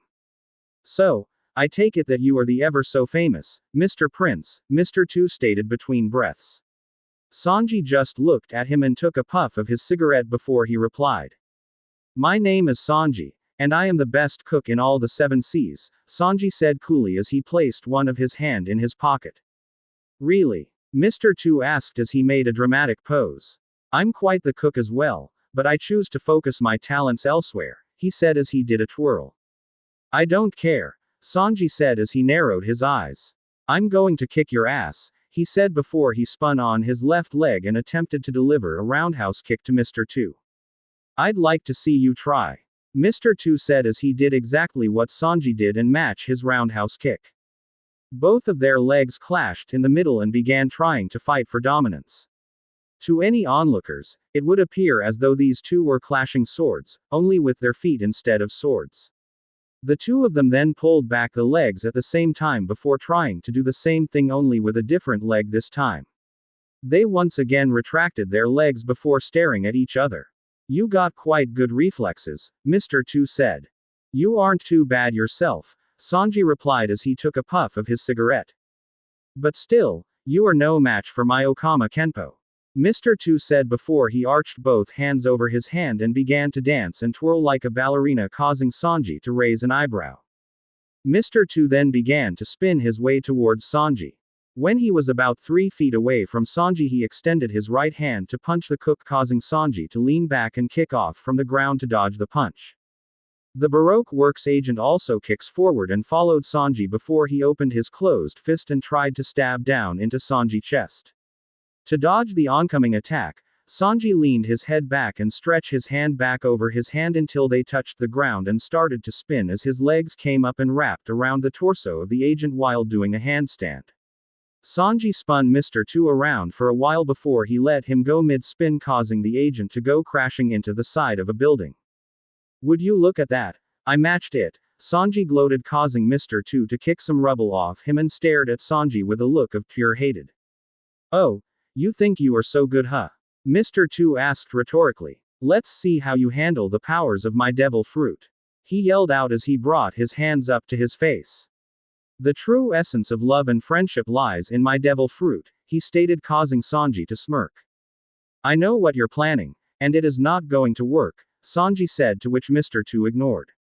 The Baroque Works agents then touched his face and his face transformed into Usopp's face. "Now let's see you fight one of your own." Mr. Two was just off by a powerful spinning heel kick to the face, sending him tumbling to the ground. "How could you do that?" Mr. Two yelled as he sat up and held the side of his face in pain. "You just attacked your little friend with the long nose. Clearly, you don't value friendship, do you?" he yelled, asked. "You're a real idiot," Sanji said coolly. "No matter what you transform your face to look like, you are still only you," Sanji said, surprising Mr. Two. "Images don't matter to me because a person is their soul," Sanji said strongly while pointing to his chest. Mr. Two backed away and turned around with his back facing Sanji before he spoke in a depressed tone. "So, it doesn't matter what I do to you," he said as he suddenly transformed into Nami, causing Sanji to go crazy behind his back. "Even if I become her, for instance, it wouldn't matter because images don't matter," he said in Nami's voice before transforming back into himself and in turn causing Sanji to stop acting like a lovesick puppy. Sanji didn't manage to stop his act fast enough, however, because Mr. Two caught a small glimpse of it, causing him to stare at Sanji with a confused look on his face. He then narrowed his eyes and touched his face, transforming back into Nami, causing Sanji to get hearts in his eyes before Mr. Two undo the transformation and return to normal with Sanji along with it. "Well, he is easy to read," Mr. Two thought as he transformed back and forth between Nami and himself a few times just to see the reaction from Sanji. He then ran up to Sanji while transformed as Nami, getting ready to attack, but even though he was preparing to attack, Sanji did nothing. He just stood there with hearts in his eyes, mumbling about how cute Nami looked. When Mr. Two was about 2 feet away from Sanji, he transformed back into himself and delivered a powerful kick to Sanji's face, sending the lovesick cook airborne. Sanji crashed, landed on his back, and as he landed, Mr. Two did an front flip and drove his heel into Sanji's head. "Ha ha ha. I guess you are one of those all bark no bite kind of people," Mr. Two mocked as he placed his foot on Sanji's head. "I must say though, this girl is an amazing body," he added as he started to run his hand all over Nami's body. At that moment Sanji saw red. He immediately stood straight up, knocking Mr. Two over in the process. Sanji looked at Mr. Two with a cold look in his eyes before he spoke in a cold tone. "How dare you lay a hand on Nami's gorgeous body?" he said as his right leg unconsciously became covered in armament hockey, not that anyone could see due to his black shoes and pants. He then rushed forward at Mr. Two before yelling out, "Mutton shot!" Sanji yelled out as he jumps and delivered a hockey-infused kick to Mr. Two's head, causing a sickening crunch to be heard. Mr. Two then fell back onto his back unconscious. "Freaky bastard," Sanji said as he wiped some of the blood off from the side of his mouth. He then walked over to the downed Mr. Two and gave him one final kick to the head for good measure. He then reached into his pocket and pulled out a cigarette. As he was lighting the cigarette, a bolt of lightning struck down behind him, causing him to spin around quickly with his guard up, thinking that he was about to be attacked. When he turned around, he saw his captain standing there with a smirk on his face as his coat was billowing in the wind. Sanji immediately relaxed upon seeing his captain. He lit his cigarette and took a puff before he spoke. "Hey, Captain," he said while looking at Luffy. I see you took care of your business, Luffy said as he began walking over to the unconscious Mr. 2. The freaky bastard put up a good fight, but I was able to handle it, Sanji said, hoping Luffy won't ask for details about his fight. Oh, I know. I saw the whole thing, Luffy replied with a smile, causing a shiver to run down Sanji's spine. You and I are going to have a little talk after this, Luffy said before he put his foot on Mr. 2's back. Bind, he said, causing 5 ropes of lightning to come out from the bottom of his foot and wrap their way around Mr. 2. You should head for the palace, Luffy said before he bent down and picked up Mr. 2. I think Vivi, Johnny, and Yosaku are that way, he added as he tossed the Baroque Works agent over his shoulder. Go help them. Usopp and Chopper are also heading over there, he said while looking at his cook. Aye, Captain, Sanji said before he turned around and began running in the direction of the palace. Luffy stood there watching him running for a few seconds before he looked up and his entire body turned into a bolt of lightning and shot straight up into the sky. On the cloud, Luffy appeared in a flash of lightning on the cloud before he tossed the unconscious body of Mr. 2 next to the other Baroque Works agents before he sat down on his throne. Robin looked at him and folded her arms before she spoke in a calm tone. Looks like there is only 2 more to go, she said, causing Luffy to smirk before he replied. Just 2 more before we can stop this damn war, Luffy said in an excited tone, causing Robin to raise an eyebrow at her new captain. Luffy then closed his eyes and focused on 3 final members of his crew. Zoro versus Mr. 1. Zoro was currently standing 15 feet away from the strongest agent in Crocodile's organization. Zoro and Nojiko had intercepted Mr. 1 and his partner before they were able to catch up with Nami, and they decided that Zoro should face Mr. 1 while Nojiko and Nami were going to handle Ms. Doublefinger together. Mr. 1 was just standing there staring at him with an apathetic look on his face as though he was not threatened by Zoro's presence. Let's get this over with, Mr. 1 in a bored tone as he kicked off from the ground and launched himself at Zoro with his right hand extended. Zoro immediately unsheathed 2 of his sword and blocked Mr. 1's hand. Zoro had expected to cut right through the Baroque Works agent's hand, but instead of hearing and feeling his sword slice through the poor bastard's hand, he heard and felt his sword hit metal. When he looked at Mr. 1's hand, he saw the undersides of his fingers were steel blades. Zoro's eyes widened the moment he saw them, causing him to use his swords and push off from the agent and put some distance between the 2 of them. As he pushed off, H knocked Mr. 1's hand up away from him, and as he did that, the giant concrete pillar that was behind him exploded into 5 vertical strips. You ate a devil fruit, Zoro said as he narrowed his eyes and stared at Mr. 1. That's right, Mr. 1 said in a gruff voice. I ate the dice fruit making blades for my entire body, he said, causing Zoro to unsheath his final sword and placed it in his mouth. You're one of them, aren't you? Mr. 1 asked, causing Zoro to raise an eyebrow as he untied the green bandana he had wrapped around his bicep. One of the 3 men who cut down over 100 agents at Whiskey Peak, Mr. 1 said, causing Zoro to chuckle before he took on a cold look in his eyes. Yeah, I was one of them.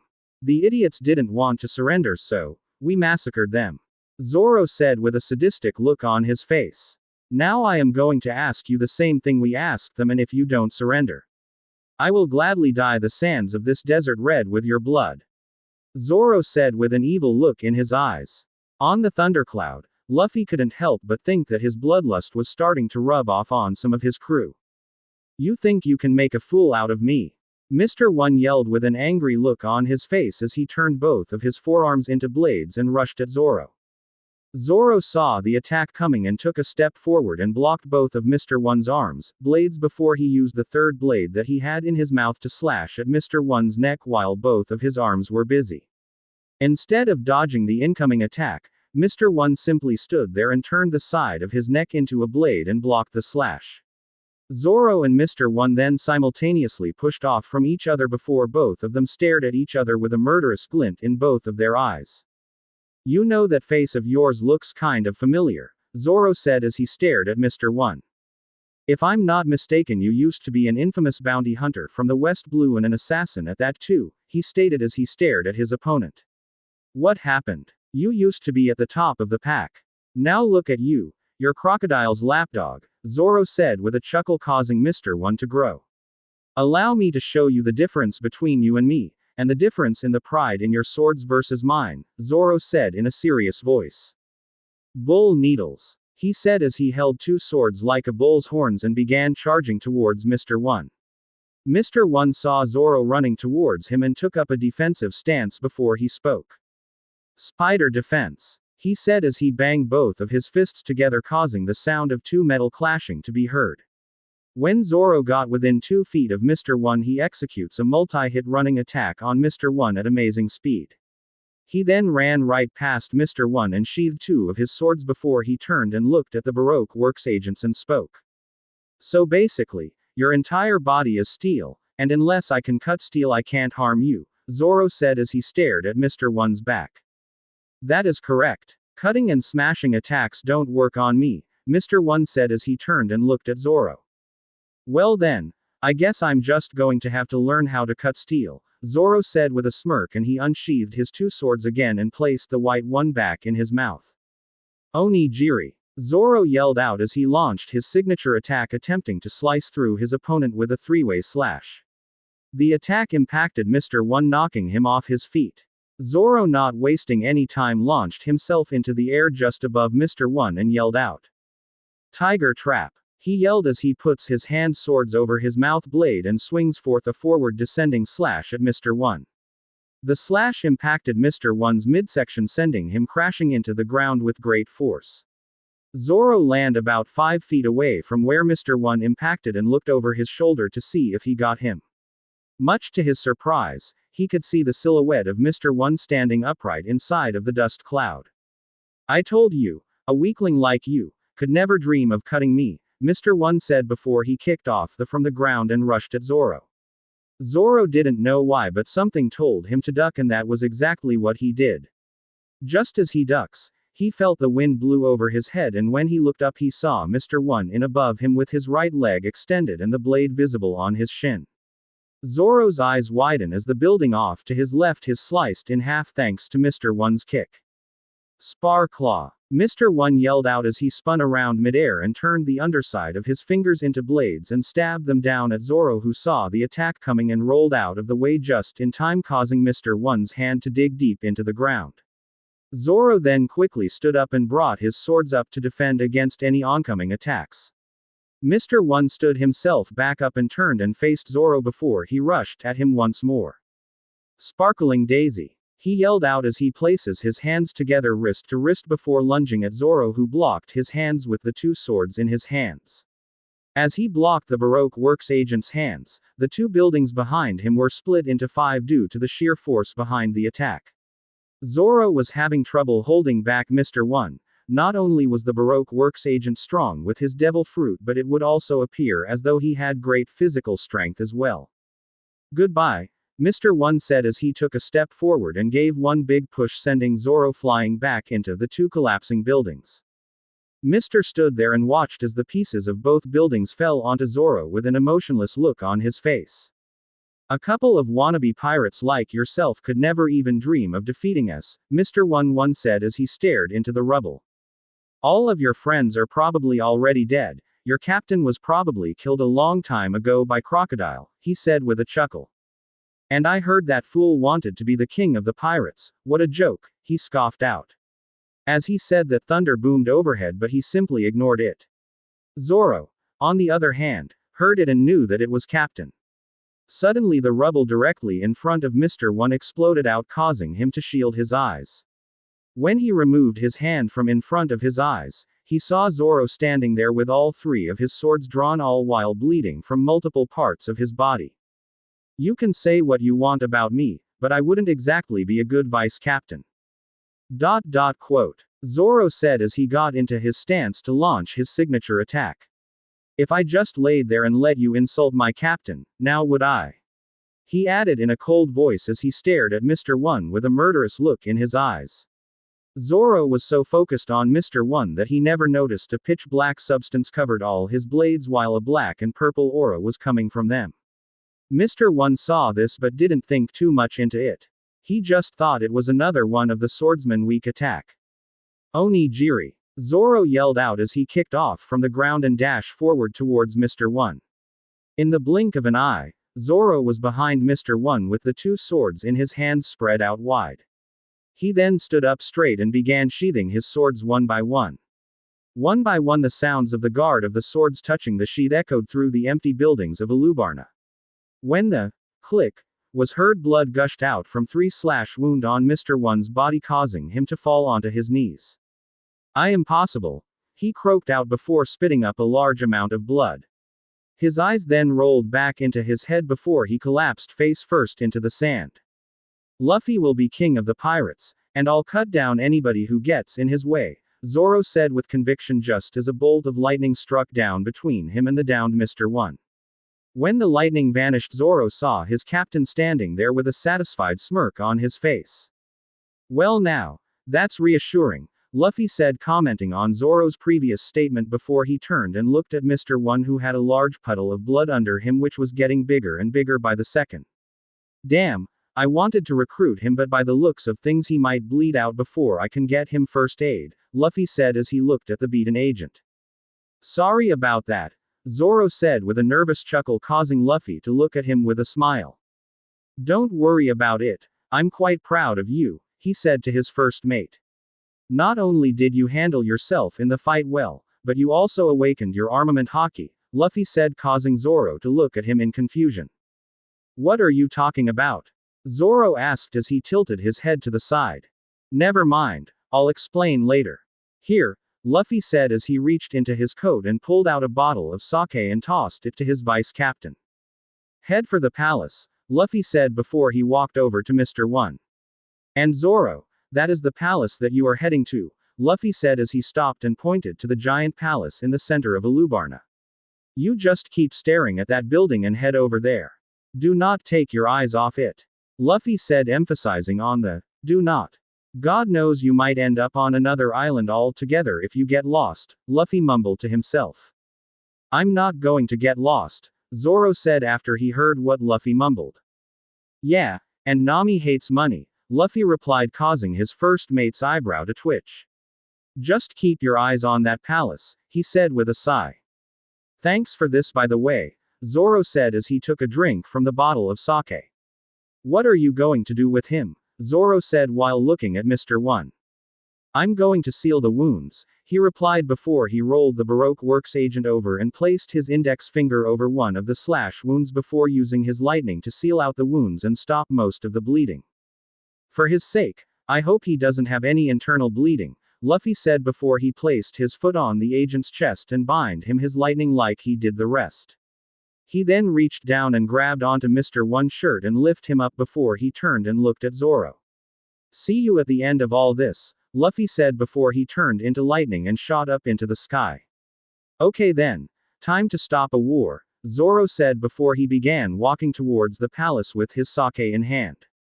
On the cloud, Luffy appeared once again on the cloud carrying another unconscious Baroque Works agent.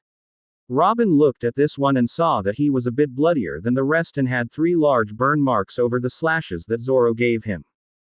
"You know, this cloud is beginning to get a bit crowded," she said while looking at Luffy. "I know," Luffy replied as he tossed Mr. One onto the pile of unconscious agents. "Just one more to go before I drop them off at the Spider's Cafe," he said as he sat down on his throne. "And what are you going to do with me?" Robin asked as she folded her arms. "I'll take you to see that poneglyph," Luffy said, causing her to get slightly excited. "The king is going to owe me for saving the country, so I'll just ask him to show it to me," he added. Robin looked at him with a smile before her smile vanished and look of panic spread across her face. "Oh no," she said suddenly, causing Luffy to look at her in confusion. "I totally forgot. The king was kidnapped by Mr. 4 and M's Merry Christmas. It was all part of the plan to have Mr. 2 impersonate him," she said, sounding slightly alarmed. "Relax, we'll find him," Luffy said with a sigh as he rubbed his temple. "I'm starting to think I should have taken care of that bastard a long time ago," Luffy said while looking at Crocodile. "For now, let's just focus on this last agent, then worry about the king," he added with a sigh. "If you say so," Robin said as she watched Luffy closed his eyes once again. Nami and Nojiko vs. Mr. Doublefinger. Nojiko and Nami were currently standing across from Ms. Doublefinger with their weapons drawn. Nojiko was standing in front of her sister with her three-section staff held diagonally across her back, while Nami was behind her holding three blue metal rods between her fingers. It was her new weapon that she had Usopp made for her. She was tired of sitting back and letting Luffy and the rest of the crew do all the fighting. She wanted to do her part in all this and wanted to stop being a burden to all of them. Give it up, girls. It's useless, Ms. Doublefinger said as she placed her hands on her rather small hip. Well, from where I'm standing you should be the one giving up, Nojiko rebutted as she tightened her grip on the two ends of her staff. Ms. Doublefinger then stretched out her right hand with all 5 fingers pointing at the girls before she smirked. Your funeral, she said before all 5 of her fingers on her right hand turned into spiked and shot forward towards the girls. With Nojiko's observation Haki being slightly better than her sister's, she was able to dodge and weave through the spike and close the distance between the agent and herself. Nami, on the other hand, was not so lucky. She managed to dodge most of the spike, but one of them managed to stab into her shoulder, causing her to drop the 3 metal rods that she was holding onto. Take this, Nojiko yelled out as she got within 3 feet of Ms. Doublefinger and swung her staff at her midsection. The end of the 3-section staff impacted Ms. Doublefinger's side, sending crashing into the side of one of the abandoned buildings. Nojiko then turned and looked at her sister to see if she was okay. When she turned around, she saw her sister on her knees holding her bleeding shoulder while her 3 metal rods were scattered in front of her. Nojiko immediately ran towards her sister and helped her up. Nami, are you okay? She asked as he helped her sister stood up. Yeah, I'm fine, Nami replied as she stood back up to her feet. She has devil fruit powers, she said while looking at the hole in the wall where the Baroque Works agent crashed into. Right, you are, little girl, Ms. Doublefinger said, getting Nami and Nojiko's attention. When the two sisters focused on the source of the voice, they saw Ms. Doublefinger walking out of the hole in the wall slightly bruised. I ate the spike fruit, allowing me to turn any part of my body into spikes, she said as she walked towards the girls. Wow, sex with you must be quite painful, Nojiko said with a smirk as she swung the sections of her staff around. I don't know about that, Ms. Doublefinger rebutted as she swayed her hips. The male populace finds me quite enjoyable, she said with a smirk. Nojiko was about to say something else, but before she could, Nami screamed at the two of them. Would you two perverts shut up already? She yelled, causing them to look at her. When they saw her face was completely red and she had a rather large blush on her face, causing the two older women to chuckle. I guess my little sister is right, Nojiko said as she stopped spinning her staff. Time to get down to business, she added with a serious look on her face. Nami, following her sister's lead, connected the 3 metal rods to form a long blue metal staff. Nojiko acted first and began charging Ms. Doublefinger with impressive speed. Ms. Doublefinger saw her approaching and pointed both of her hand at Nojiko before she yelled out an attack name. Double Stinger, she yelled as she turned her hands into spikes before attempting to stab Nojiko multiple times in rapid succession. Nojiko dodged and weaved through the spikes before he leapt into the air. Lotus Shock, Nojiko yelled as she brought the top 2 sections of her staff down onto Ms. Doublefinger, who barely managed to jump out of the way of the attack. Just as she dodges, the top end of the 3-section staff impacted the ground and broke it back, creating a decent-size hole in the process. Ms. Doublefinger's eyes widen in shock at the destruction caused by that one hit. She was knocked further into shock, however, by the voice of Nami coming from behind her. Did you forget about me? Nami asked, causing Ms. Doublefinger's eyes to widen even further as she turned her head slightly and looked behind her, only to see Nami fading into existence like some sort of illusion. When did you? She said, but was cut off by Nami swinging her staff at her head. Cyclone Tempo, Nami yelled out as she swung her staff. Upon hitting the face of the female Baroque Works agent, it generated a massive gust of wind that blew Ms. Doublefinger away, sending her crashing into the side of another building. Nicely done, sis, Nojiko said as she stood next to her sister. Guess that weapon that Usopp made for you is coming in handy, she added. She looked at her sister with a proud smile on my face. Yeah, Glad I got to practice with it a bit beforehand. Could you imagine what would have happened if I just had to learn it on the fly amid battle? She asked, causing her sister to chuckle. Nojiko was about to say something else to her sister, but before she could, the sound of rubble being pushed out of the way could be heard. When they looked over, they saw Ms. Doublefinger standing in the middle of the rubble, covered in bruises and with her clothes slightly torn as well. You two are really pissing me off, she yelled before she leapt into the air. Stinger Hedgehog, she yelled before rolled her body into a ball and then sprouted spikes from all over her body, giving her the appearance of a sea urchin. The giant spike ball then landed onto the ground before it began to spin rapidly before she began rolling along the ground and leveling everything in her path. The human spike ball then began making its way towards Nami and Nojiko, who simply stood there without a care in the world. The giant spike ball rolled right through the two sisters as though they weren't even there. Ms. Doublefinger stopped rolling and changed back to her normal form before she turned and looked at the spot where the girls were. When she looked over, she saw the image of the two sisters standing there, fading away like an illusion. Where are they? She asked herself as he looked around. We're right here, Ms. Doublefinger heard the voice of Nojiko said from behind her. Before she could react, Nojiko's three-section staff wrapped around her neck as the illusion began to fade, revealing Nojiko standing behind Ms. Doublefinger with both of their backs touching each other while holding on to the top and bottom sections of her staff, while the third section was under Ms. Doublefinger's neck, choking her. Mirage Tempo, came the voice of Nami in front of Ms. Doublefinger, getting her attention. When Ms. Doublefinger looked straight ahead of her, she saw Nami fading into existence with a satisfied smirk on her face. The Baroque Works agent was about to say something, but before she could, Nojiko acted. Seismic toss. Nojiko yelled as she took a step forward and used her three-section staff to lift Ms. Doublefinger over from behind her and slam her down into the ground in front of her. The power behind the impact alone was strong enough to create a small crater along with a miniature earthquake. Nojiko immediately pulled her staff out of the way before she put some distance between her and the agent. Time to finish this, Nami said before she pulled out one of the metal rods and began blowing into it, causing a bunch of red bubbles to come out. Once she had a decent amount of the red bubbles out, she took another rod and blew into it, causing some blue bubbles to come out. The two groups of bubbles began mixing in the air, causing a decent-sized raincloud to form. She then took the final rod and blew into it, causing a few yellow bubbles to come out and go into the cloud. The rain cloud then began to give off some sparks, causing Nami to smirk. Now take this, Nami yelled out.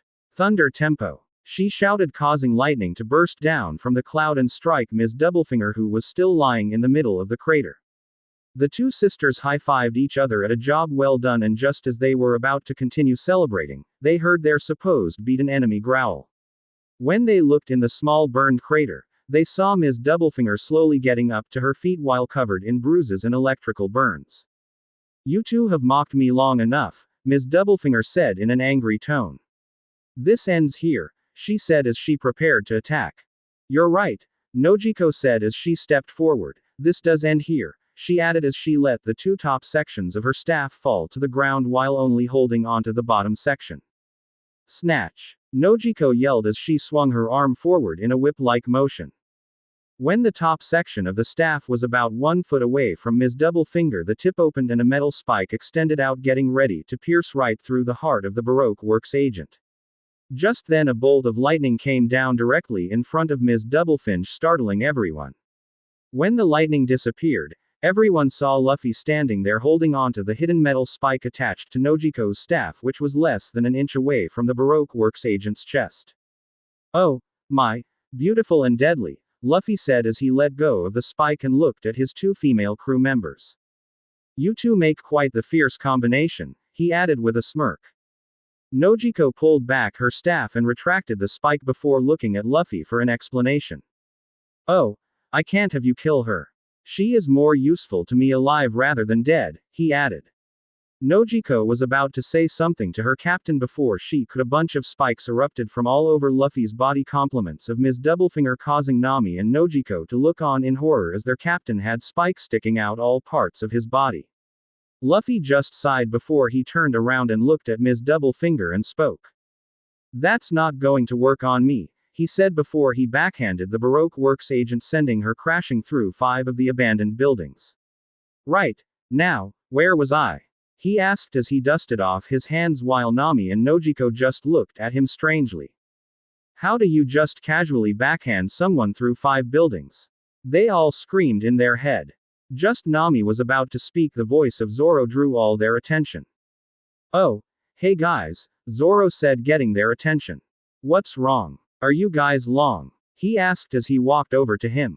Nami and Nojiko looked at him with a sweat drop on the back of their heads while Luffy stared at him with a huge tick mark on his forehead.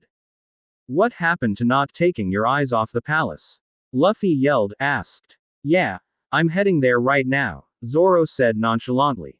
The palace is in the opposite direction.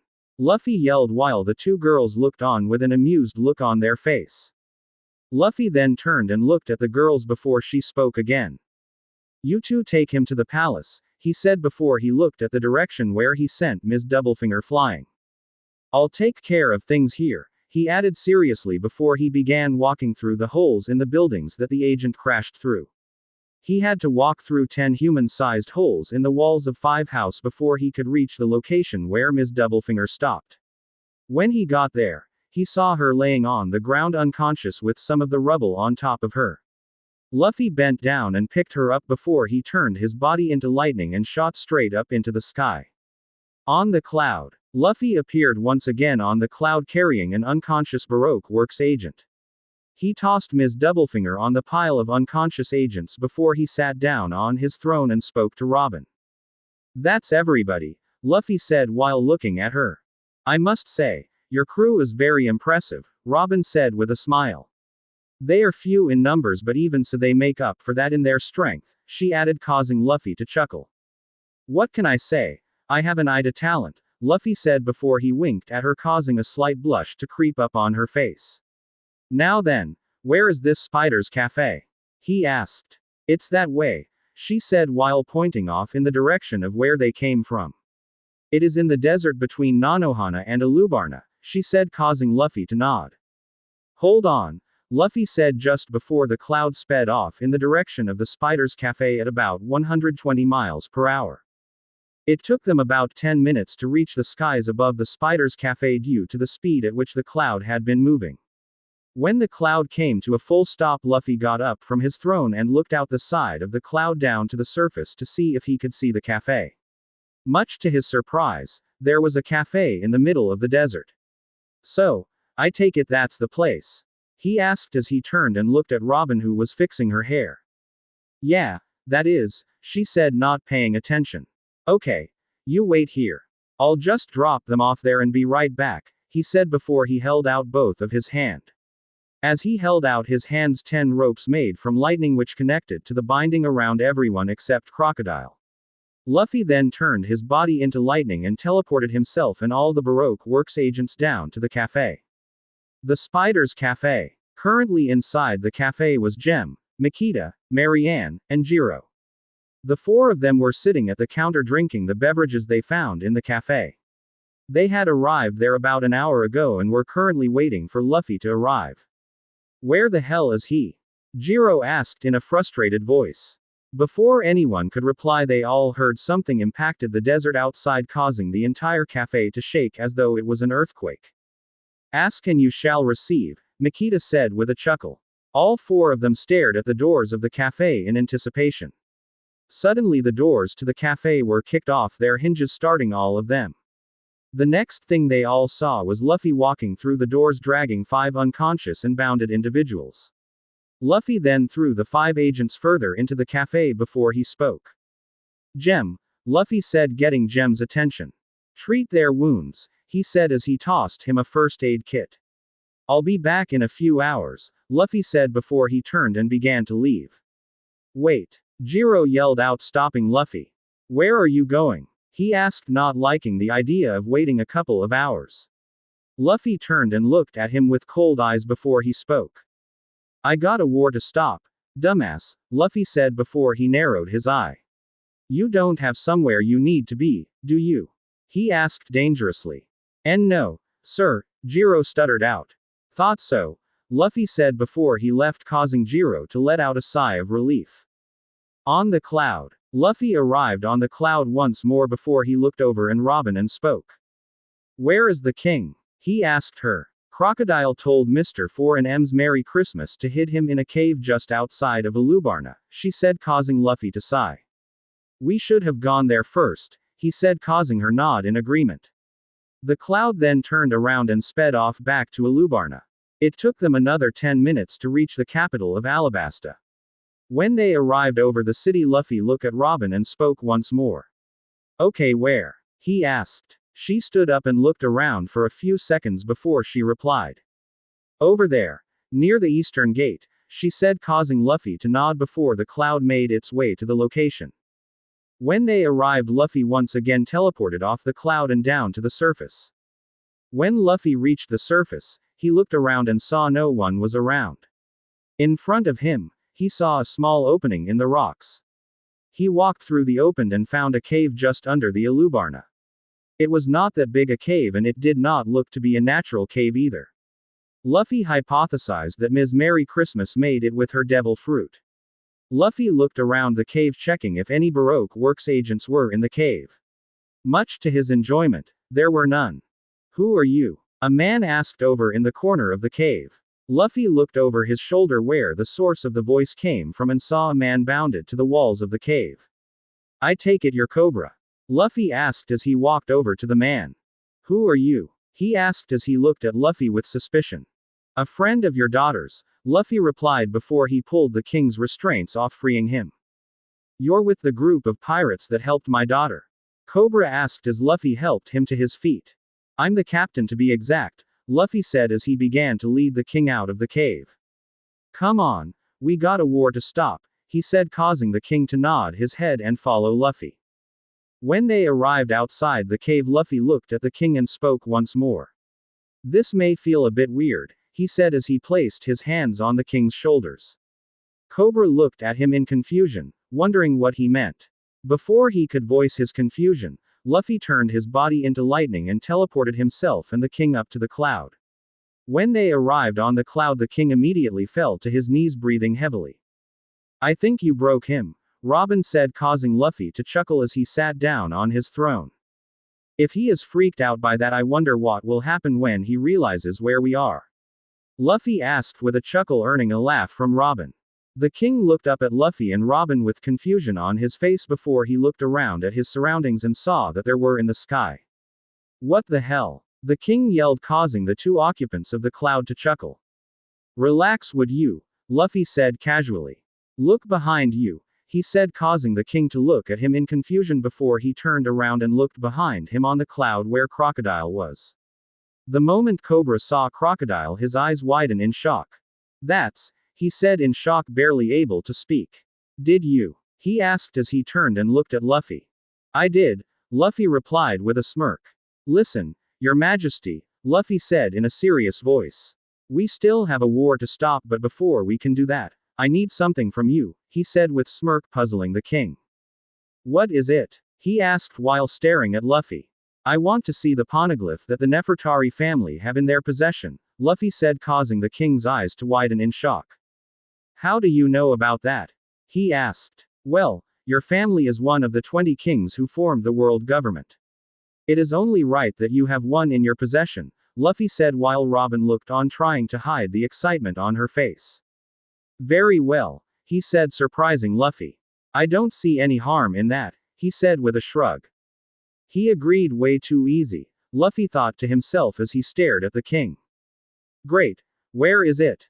He asked. Head to the royal palace, the king said, to which Luffy nodded before the cloud took off in the direction of the palace. Cobra then walked over to the side of the cloud and pointed to an area just outside the palace. Over there, he said, causing Luffy to nod before he moved the cloud over to the location. Luffy and Robin then got up from their seats and walked next to Cobra. Luffy put his hand on both before the three of them teleported down to the surface, leaving Crocodile behind. When they arrived down on the surface, they all saw that they were at the royal tomb. The royal tomb, a place where generations of your kings lay in their eternal rest, Robin said as she looked around. Cobra then walked over to a statue of a sea cat and turned it horizontally. As he turned the statue, a hidden stairway opened, surprising Luffy. The poneglyph is kept down there, deep underground, Cobra said before he leads the duo down the stairs. Most people aren't even aware of the poneglyph's existence. How exactly do you two know of their existence? He asked as they walked down the stairs. Well, that's Nico Robin, Luffy said, causing Cobra's eyes to widen. She can read the ancient writings on the poneglyph, he added, surprising the king even further. As for me, my mentors told me about them, Luffy said with a shrug. I take it you can't read them? Cobra asked as he glanced at Luffy.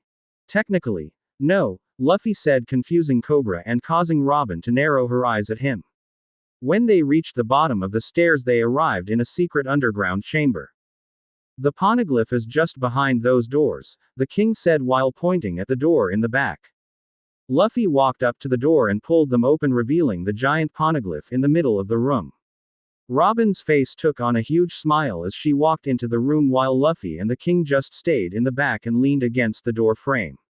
While Robin was deciphering the poneglyph, Luffy could be seen with his eyes closed and his forehead scrunched up as though he was focusing on something, but no one knew what. Well, Cobra said, getting their attention. Can you read it? He asked while looking at Robin. Yes, she replied as she looked at the king and took a glance at Luffy only to see him standing there with his eyes closed. History is all that is on this poneglyph, she said, surprising Cobra. It tells the history of this country and its former kings. Also, she was cut off from continuing by the voice of Luffy. Cut the crap, Luffy said, interrupting her. I know it tells the location of Pluton, he said as he opened his eyes, surprising both of them. How did you? She asked in a slightly scared voice. You can relax, I have no interest in that weapon. I have all the power I need, Luffy said as he stared at her with a bored expression on his face. I thought you said you couldn't read the ancient language, Cobra said as he looked at Luffy. I can't, Luffy replied with a smirk. It's kind of hard to explain. I don't even quite understand it myself. All I know is that I can hear the voice of all things, he said, confusing the two of them. If you think I asked you to join my crew just to find out what won the poneglyphs, you're wrong. I don't need you to tell me what's on a poneglyph, I can do that myself, Luffy said seriously. Now this poneglyph doesn't have what you and I want, so can we leave now? He asked, getting slightly tired of waiting around. Forgive me for asking, but exactly are the two of you looking for on these poneglyphs? Cobra asked while looking at the two of them. The missing history of the world, Robin replied, causing Cobra's eyes to widen. Missing history? He asked, to which she nodded. A century-long gap in the recorded and archaeological history of our world. The world government forbids any research into the topic, and that is why they made reading the poneglyphs illegal. The missing history is recorded on a few of these poneglyphs. Whatever the government did in that century-long gap allowed the world government to take political control of the entire world, Luffy said in a serious voice as he looked at the king. This is something, Cobra said, sounding a bit too overwhelmed. Forget about it. For now, we can talk about it later, Luffy said while Robin nodded. Let's go stop this war, he said before he turned and began to leave. The and Robin soon followed Luffy back up the stairs after reclosing the doors to the chamber that held the poneglyphs. When they got to the top, Luffy looked at Robin and spoke. What you want to do, Robin? Luffy asked, confusing her. Do you want to go to my ship or the palace with me and the rest of my crew? He asked with one eyebrow raised in the air. Well, I was going to just go to the ship and wait for you there, but that sounds too boring, she said, causing Luffy to chuckle before he nodded. Okay then, he said before he turned to the king. Go with the king to palace and wait for me there, Luffy said before he turned to leave. He took a few steps forward before he turned around and spoke to Robin once more. Oh, and I would stay away from the princess if I were you, he added with a smile, causing Robin to chuckle. Never intended on letting her see me, she replied, causing Luffy to chuckle. He was about to say something else, but before he could, a giant explosion shook the entire city of Alubarna, causing Luffy to spin around and look in the direction of the explosion. When Luffy turned around, he saw a giant ball of light in the middle of the sky. Right on, Smoker, Luffy thought with a smirk. Well, I got a war to go stop, Luffy said with a smirk before he turned his body into lightning and shot up into the sky, leaving Robin and the king behind. When Luffy appeared on the cloud, he looked down at the bounded crocodile and smirked before the cloud shot off towards the plaza where the royal army and rebels were fighting. When Luffy arrived there, he saw the two armies weren't fighting. Instead, they were all picking themselves up from the ground and looking up into the sky where the explosion took place. It would appear as though the shockwave knocked them all over, Luffy thought with an amused smile on his face. He then looked at Crocodile and snapped his fingers, causing the lightning that was binding Crocodile in place to vanish, freeing the warlord. The moment the lightning disappeared, Crocodile's eyes snapped open. Huh, where am I? He asked in a pained voice. Luffy didn't answer. Instead, he covered his hand in haki and grabbed the warlord by the neck and dangled him over the side of the cloud. Crocodile began struggling and gasping for air, but Luffy just held him there with a smirk on his face. You wanted to be king of this land, Luffy said before he reared his other hand back with a closed fist covered in haki. Well, long live the king, Luffy said before he delivered a power punch to Crocodile, sending the warlord barreling towards the ground. Luffy then looked around and saw rain clouds were beginning to form in the skies above Alabasta. Now would you look at that, he said with a smile before he stood on the edge of the cloud and looked down.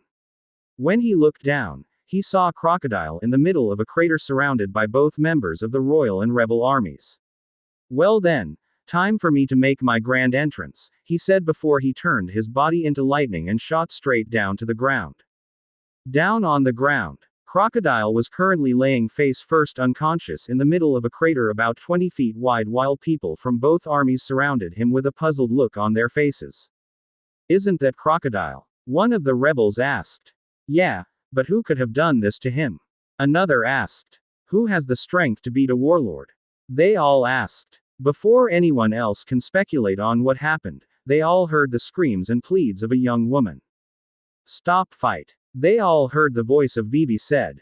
When they turned and looked in the direction of where the voice came from, they saw Princess Vivi standing on top of a clock tower.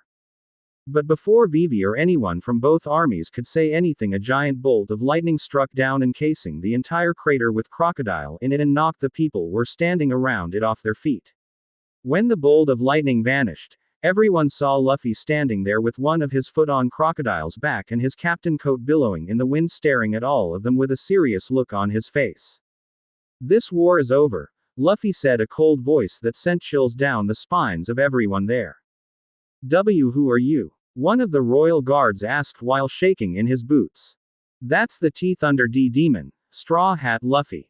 A random rebel shouted out, causing a bunch of the rebels and a few royal guards to let out a gasp in shock.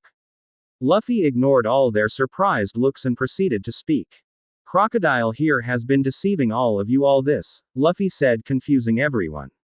Him and his organization, Baroque Works, orchestrated this war in hopes seizing control of the country, he said. Lies. It is the royal family's fault. We won't rest until every member of the royal family is. A random rebel bearing the Baroque Works tattoo on his bicep said before he suddenly lost his head, causing everyone around him to back away in fear. What just happened? A royal guard asked. Anyone else wants to interrupt me? Luffy asked in a dangerous tone, causing all of them to sweat. Good. Now see that man that just died? Luffy asked while pointing to the headless body. Look at his right bicep. See that tattoo? He asked, causing a few people to nod. That is the symbol of Baroque Works. He was one of Crocodile's people, he said, causing everyone's eyes to widen. Luffy then turned and looked behind him and spoke to someone. I take it you can take it from here. Agaram. He asked with a smile as he stared at the supposed dead man carrying a small boy. Agaram and the small boy then began to explain to everyone what Crocodile's true intentions were and how he used the people of the country to further his own gain. At the end of their explanation, every person there dropped their weapons. Just as all of them dropped their weapons, thunder boomed overhead and the skies were filled with rain clouds. A few seconds later, it began to rain for the first time in 3 years.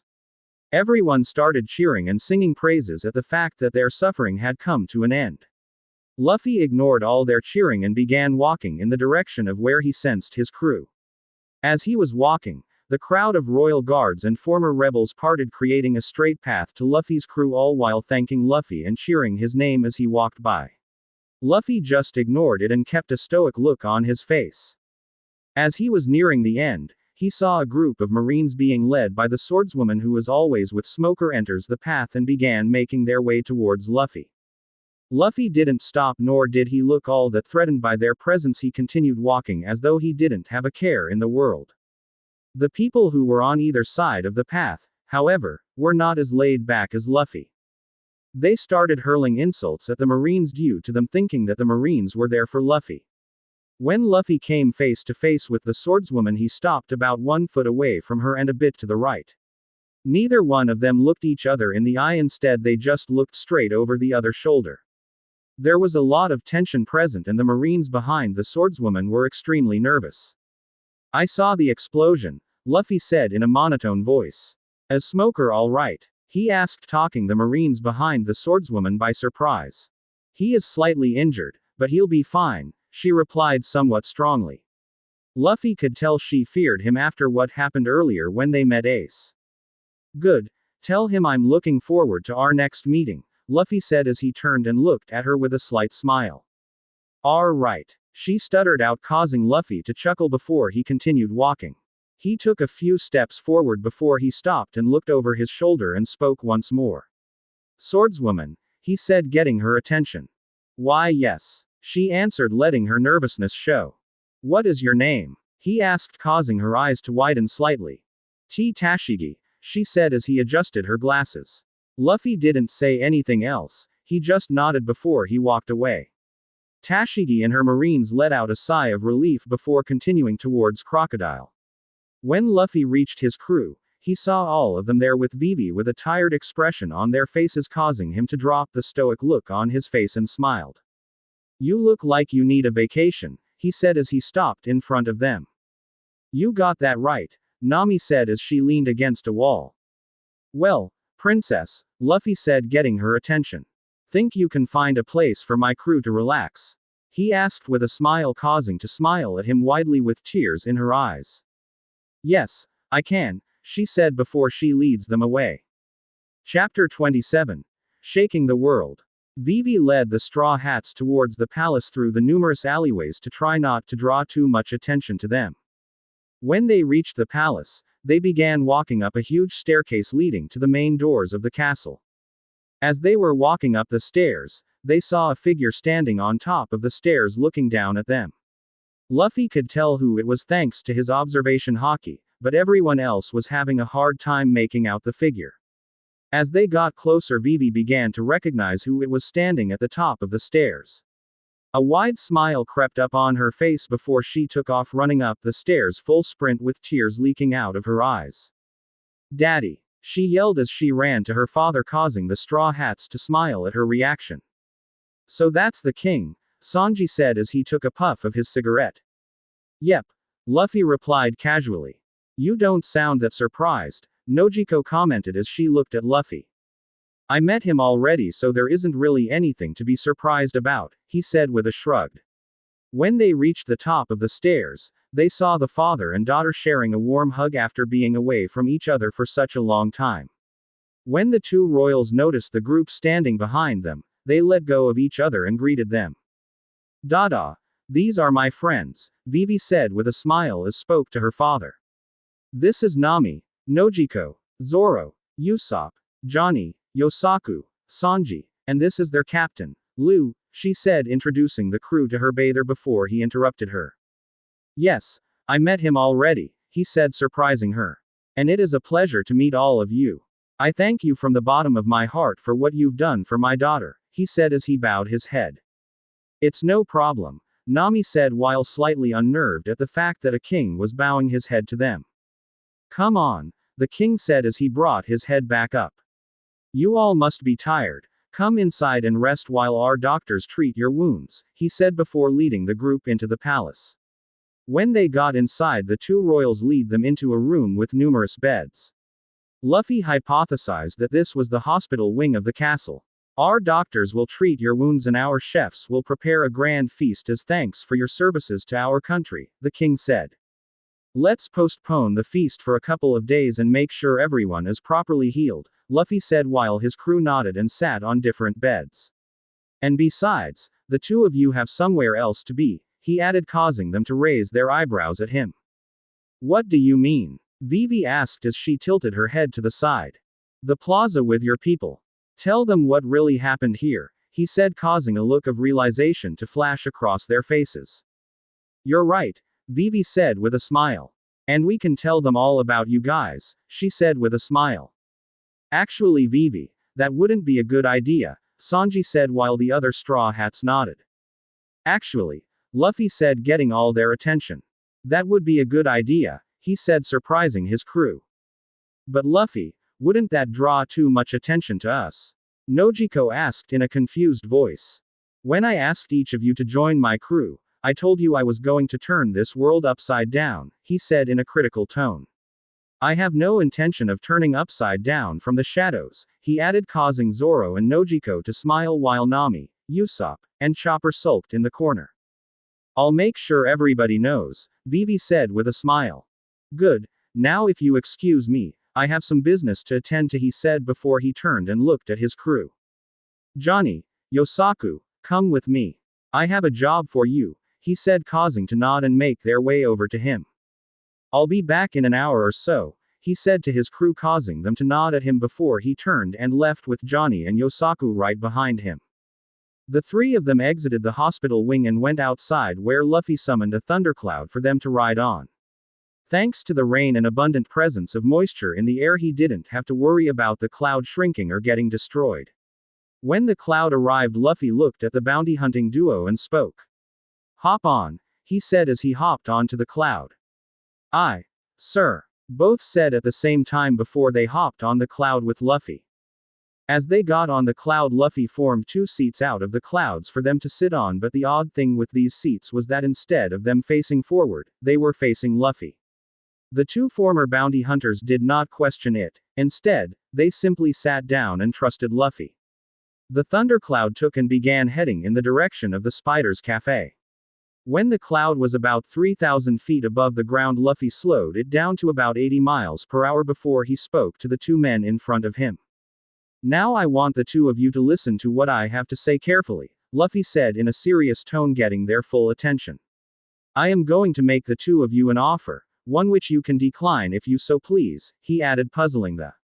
What kind of offer? Johnny asked with a raised eyebrow. A job offer, Luffy said, surprising them. The two of them were really puzzled by this. They were under the impression that they already have a job on Luffy's crew, to which they were right. As you know, I am going to be starting an underworld organization, he said, to which they nodded. Good. This organization is going to have a worldwide reach. Now, as you know, my entire crew is from the East Blue, including me, he said, causing them to nod once more. We got family there and the people who we care about. That is why I need someone who I can trust to oversee my operations in the East, he said, causing them to realize what job he was offering them. So, you want us to go back to the East Blue and run your operations there in that sea? Yosaku asked. That's right, Luffy said. Not only do I trust the two of you, but you guys are also from the East Blue. So, you are already familiar with the area, Luffy said, causing them to nod. Do you guys accept? He asked while looking at them. The two of them looked at each other for a while and didn't say anything. It was like they were having a silent conversation with each other. After 2 minutes of silence, both looked at Luffy and spoke. We accept, they said, causing Luffy to smile widely. Wonderful, Luffy said before he pulled out 3 glasses and poured whiskey into them and handed 2 of them to the 2 former bounty hunters. Here's to new opportunities, Luffy said as he clicked glasses with Johnny and Yosaku. Now let's talk business, Luffy said seriously. What exactly are we going to be doing there in the East? Johnny asked as he took a sip of his whiskey. I'm going to explain that one time in front of everybody else rather than having to do it twice, Luffy said, causing to nod. When you get to the East Blue, you are going to need to find someplace to set up your main base of operation, he said, causing to think. Where could we find such a place? Yosaku asked, not knowing a lot of places that will them to do illegal dealing on their island. Maybe go to Konami Islands, Where Nami is from, Luffy said, confusing them. I thought you wanted us to stay away from the homes of members of the crew. Johnny asked in a confused voice. I do, but as long as you do not meddle in the affairs of Kokoyasi village, I don't think anyone will mind, he said, causing to nod slowly. You can take over that spot where Arlong's base was, it has a small port and everything. Plus, I think the villagers will welcome you guys back there with open arms, he said.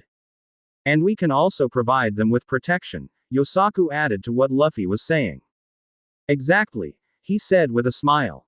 However, should I hear any of your men causing any trouble, there will be hell to pay, he said, coldly scaring the two former bounty hunters. We'll make sure they understand, Johnny replied in a slightly scared voice. Good, but I want to make sure they all know that you two are in charge, Luffy said before taking a sip of his drink. So, we are going to give you a power boost, he added, causing them to raise an eyebrow. And how exactly are we going to do that? Yosaku asked. Simple, Luffy replied with a smile. With this, he said as he waved his hand in front of them, causing something to rise from inside the cloud. When they looked down, they saw an all too familiar chest rising from the cloud, causing the two of them to realize how Luffy was going to give them a power boost. Now then, who wants a devil fruit? He asked with a smile. Johnny and Yosaku looked at each other for a few seconds before Johnny spoke first. No, I'm fine, Johnny said, causing Luffy to raise an eyebrow. I'll take one then, Yosaku said, causing Luffy to reach into the chest and dig around a bit before he pulled out a devil fruit. The fruit was gray with back swirls and shaped like an apple. Here, Luffy said as he handed the fruit to Yosaku. It is the sickle fruit, Luffy said as Yosaku took the fruit from him.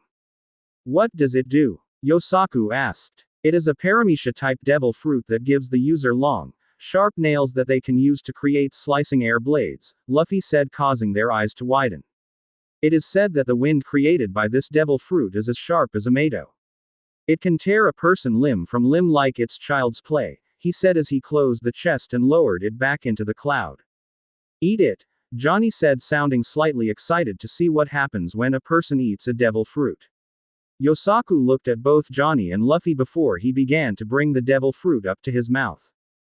Be warned, devil fruits can have a Luffy said as he trailed off as he watches Yosaku bite down onto the fruit. Bad taste, he finished. Just as he said that, Yosaku's face took on a sour look, causing Johnny and Luffy to cringe slightly. He bared the horrible taste that was currently in his mouth and swallowed the fruit before letting out a breath of relief. Luffy quickly refilled his glass with whiskey before handing it to him so he can get the taste out of his mouth. Well, how do you feel? Johnny asked as he didn't see any changes in his partner. No different actually, Yosaku said as he began to examine himself. Maybe you should finish the entire fruit, Johnny suggested. That won't be necessary, Luffy said, getting their attention. It only takes one bite, he added before taking a sip of his drink. Give it a few hours, you will see the difference, he said, causing them to nod. Now, one of the things that my organization is going to be producing and distribution of drugs, he said, causing to nod, understanding that there is a profit to be made there. You will not be selling any drugs in the East, do I make myself clear? He said seriously, causing them to nod their heads quickly. If you don't mind me asking, why? Yosaku asked cautiously. We won't be selling drugs to everyday civilians, he said, surprising them. We will be selling it to the rich and powerful. The nobles, the kings and queens of a country. They tend to buy a larger quantity than everyday people, he said, causing them to nod their heads, showing that they understood.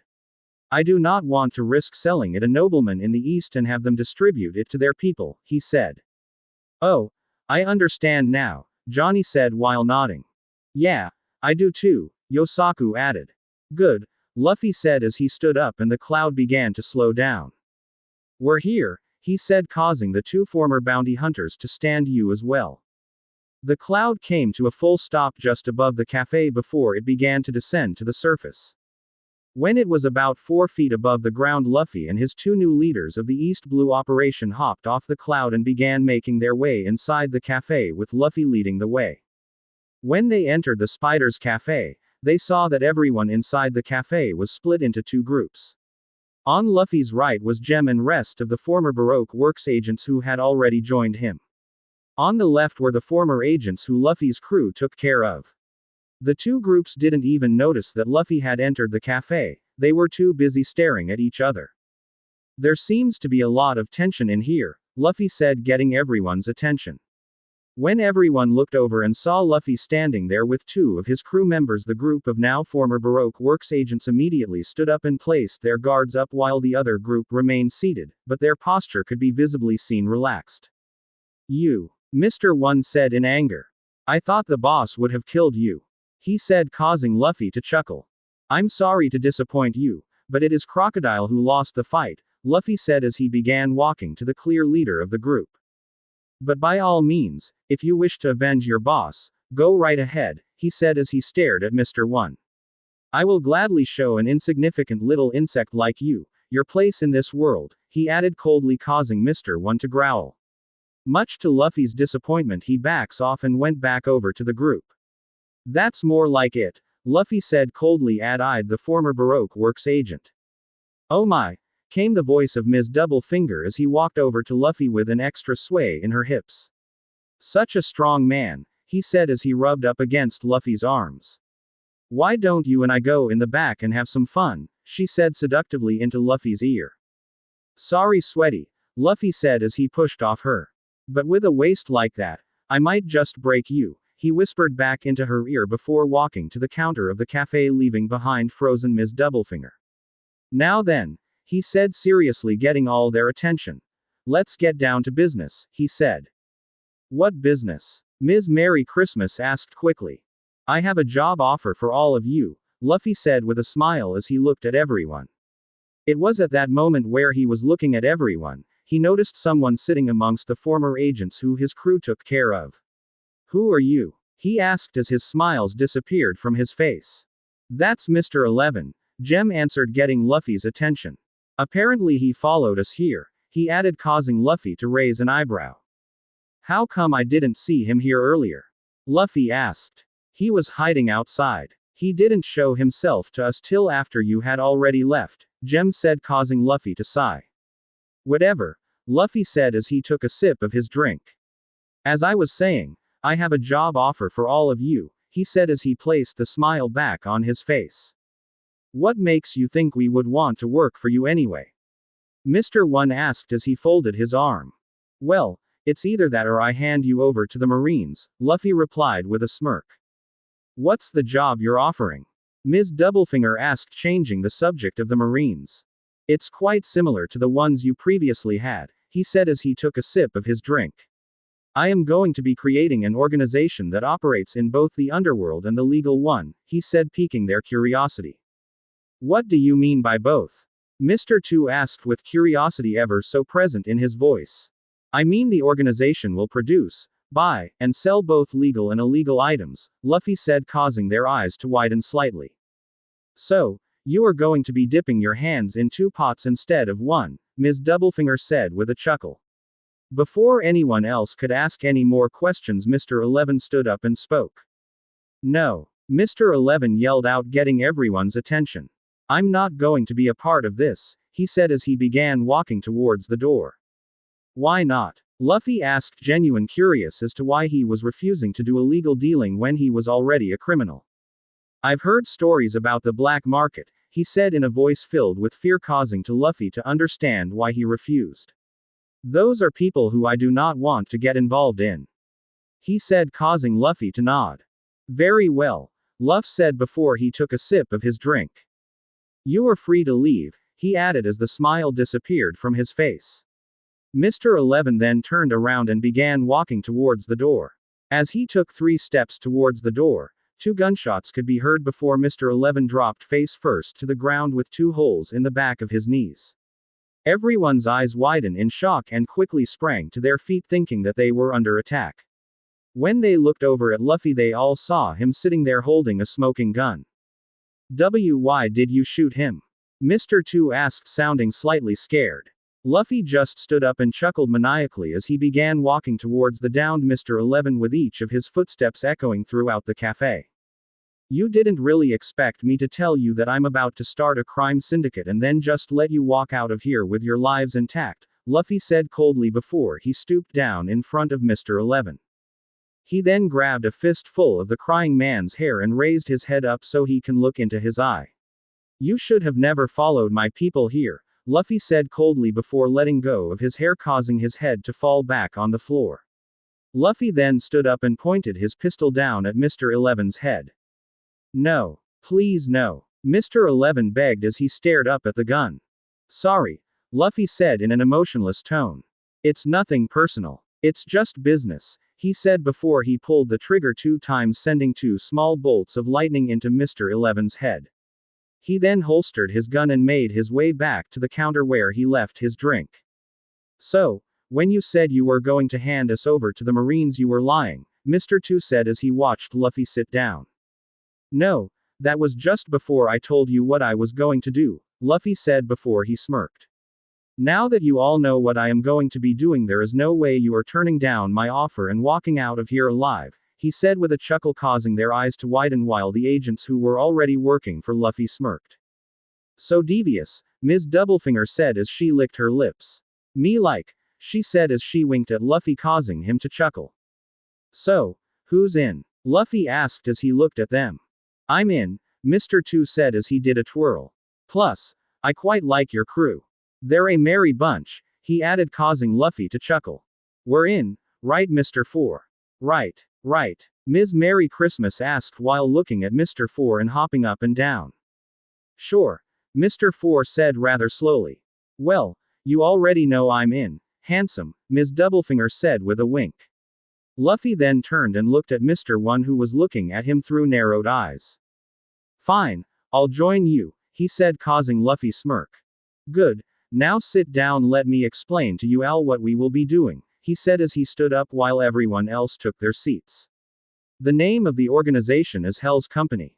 There will be 2 main branches in the company, the Hino branch for information gathering and the Kaidan branch will be the black market dealers, he said as he looked around at each of them. What sort of information will the Hino branch be gathering? Ms. Doublefinger asked, liking that branch of the organization more.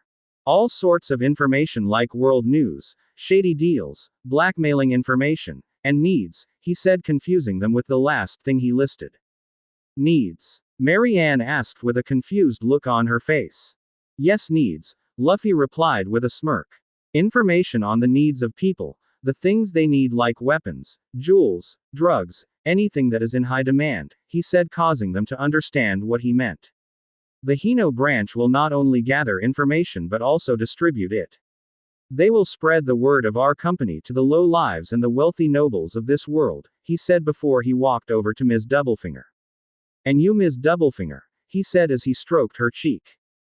Please, call me Paula, she said as she looked up at him. And you, Paula, Luffy said with a smirk, are going to be in charge of the entire Hino branch, he said, causing everyone's eyes to widen the size of dinner plates. Me? She asked with a bewildered look on her face.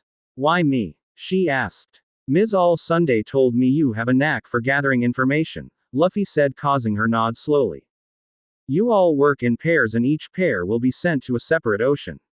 You will be temporarily in charge of my operations in that ocean. You will pick someone from your crews to be the head of the Hino branch in that ocean. They will collect all the information from their subordinates and send it to Paula over here, who will sort through it and send it to me, and I will tell her what to do with it from that point.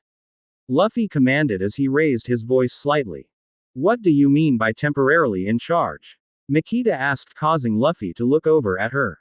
Just as it sounds. You are only holding the position of boss in that ocean until I find someone stronger who can protect my people and my merchandise, Luffy said, surprising them.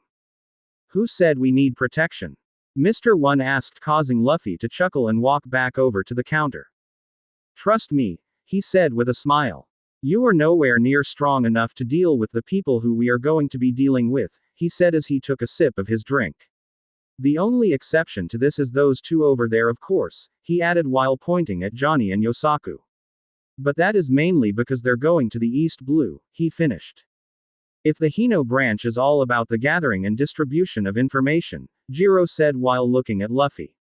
What is the other branch all about? He asked. The other branch is called the Chitin branch. The people in this branch will be dealing with the buying and selling of merchandise the legal way and on the black market, Luffy said, causing everyone to nod, understanding the plan. What are we selling exactly? Ms. Merry Christmas asked, earning a chuckle from Luffy. We are going to be selling anything that can fetch a hefty price, like weapons, medicine, drugs, high-end artifacts like paintings, sculptures, and antiques, he said as he took a sip of his whiskey. Along with some other hard-to-find merchandise like devil fruits, he added, causing their eyes to widen in surprise. We will be selling devil fruits? Mr. 2 asked in a surprised voice. That is right, Luffy said as he sat down. I will have all the devil fruits, of course. All you need to do is find a buyer and I'll bring them to you, he said, causing to nod their heads. Now stuff like medicine and the high-end artifacts, those can be sold legally, but everything else has to be sold on the black market, Luffy said in a serious voice. For those of you who are going to be in the Chitin branch, you are about to be introduced to a whole new world that you didn't even know exist. A secret society with its own rules and customs that everyday people have no idea about, Luffy said, piquing their curiosity. How do we get into this society? Paula asked. When the Hino branch spread the word and the Chitin branch make a few black markets transactions, they will be invited to certain events that only take place in the underworld, like auctions and special viewings. It is at those places where you see the underworld society, he said before looking around at their faces to see their reactions. He was surprised what saw that all of them, even the stoic Mr. 1, had an excited gleam in their eyes. That sounds fun, Jiro said with an excited smirk. It is there that each of you will make new contacts and meet future clients, Luffy said before refilling his glass. But there is only one rule in the underworld, he said seriously, getting all their attention. You never reveal what see, do, or hear to anyone while you're there, he said, causing all of them to nod. Well, except for me, he added. I take it that is where my branch will be operating for the most part. Paula asked. Correct, Luffy replied with a nod. Luffy was about to continue explaining about the company, but before he could, Mr. 2 spoke up. I have a question, he said, earning everyone's attention. You said we will be selling all these things, but where are we going to get them from? He asked, causing everyone else to look at Luffy to hear the answer to the question that they too were wondering about. Oh right, Luffy said before he stood up and walked over to the door before summoning his thundercloud. I almost forgot, he said as the cloud arrived. Luffy then stuck his hand into the cloud and felt around. He then pulled out a black treasure chest, one that Johnny and Yosaku never saw before. Before I answer your question, I need to all of you, your partners and your ocean of operation, he said as he flipped the chest open and looked at everyone. Sounds good to me, Gem said while everyone else agreed. Okay. Johnny and Yosaku, you're going to East Blue, Luffy said. He looked at Gem and spoke. Gem, give him the location of the ships that are set to head to the east, Luffy said, causing Gem walk over to the two former bounty hunters and hand them a paper with a location written on it. Got it, Captain, Johnny said with a salute. Mr. 1, you will operate by yourself here in the Grand Line as part of the Chitin branch, Luffy said, causing Mr. 1 to nod while Gem walked over to him with a piece of paper. Paula, you and Marianne will also be here in the Grand Line, but as part of the Hino branch, Luffy said while looking at the two of them. The two women nodded before Marianne walked over and sat down with Paula while Gem took the paper with the location of their men to them. Got it, Paula said.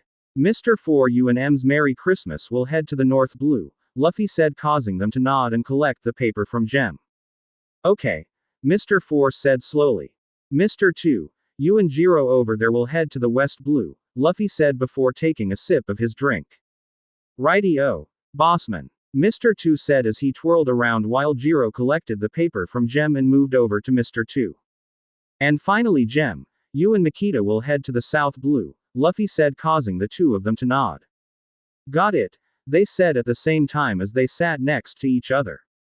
All of you are free to decide who does what for what branch, or if both of you want to do everything together, Luffy said while they nodded in agreement.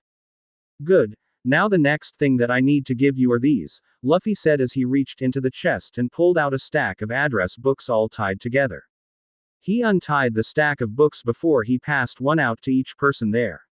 Inside of these books are the names and numbers of people who have sworn their loyalties to me, he said, causing everyone to look at the names in the books with a lot of interest. I don't get it, Ms. Merry Christmas said, getting Luffy's attention. What do these people have to do with us? She asked. As I said, these people swore their loyalties to me a few years ago. They're the one who will be supplying you with a lot of the merchandises that you will be selling, he said, surprising everyone there, especially Johnny and Yosaku.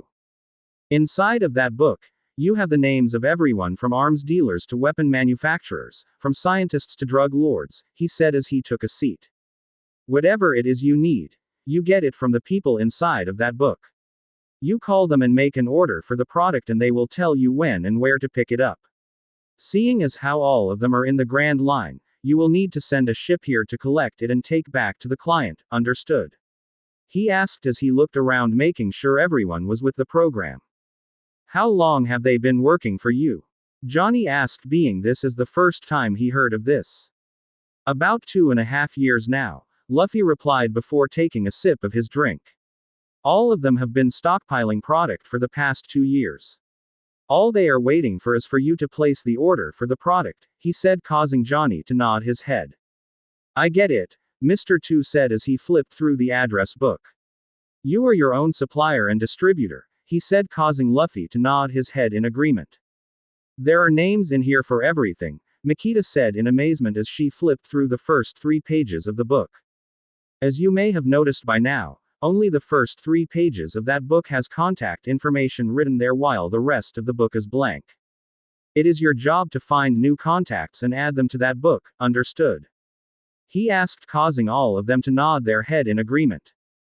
Good, now for the next thing I have to give you, Luffy said as he reached in the chest and pulled out multiple stacks of paper. These are the company's logo.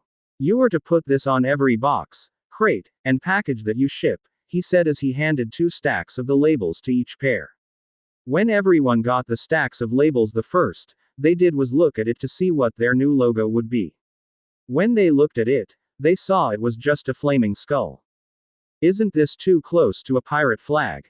Paula asked as she held up one of the labels. According to the Navy, as long as it does not have the crossbones, it is not a pirate flag, Luffy said with a shrug. Isn't there already an organization like this one in the underworld? Jiro asked while looking at Luffy. There is, but like you said, it is only in the underworld, Luffy said as he took a sip of his drink.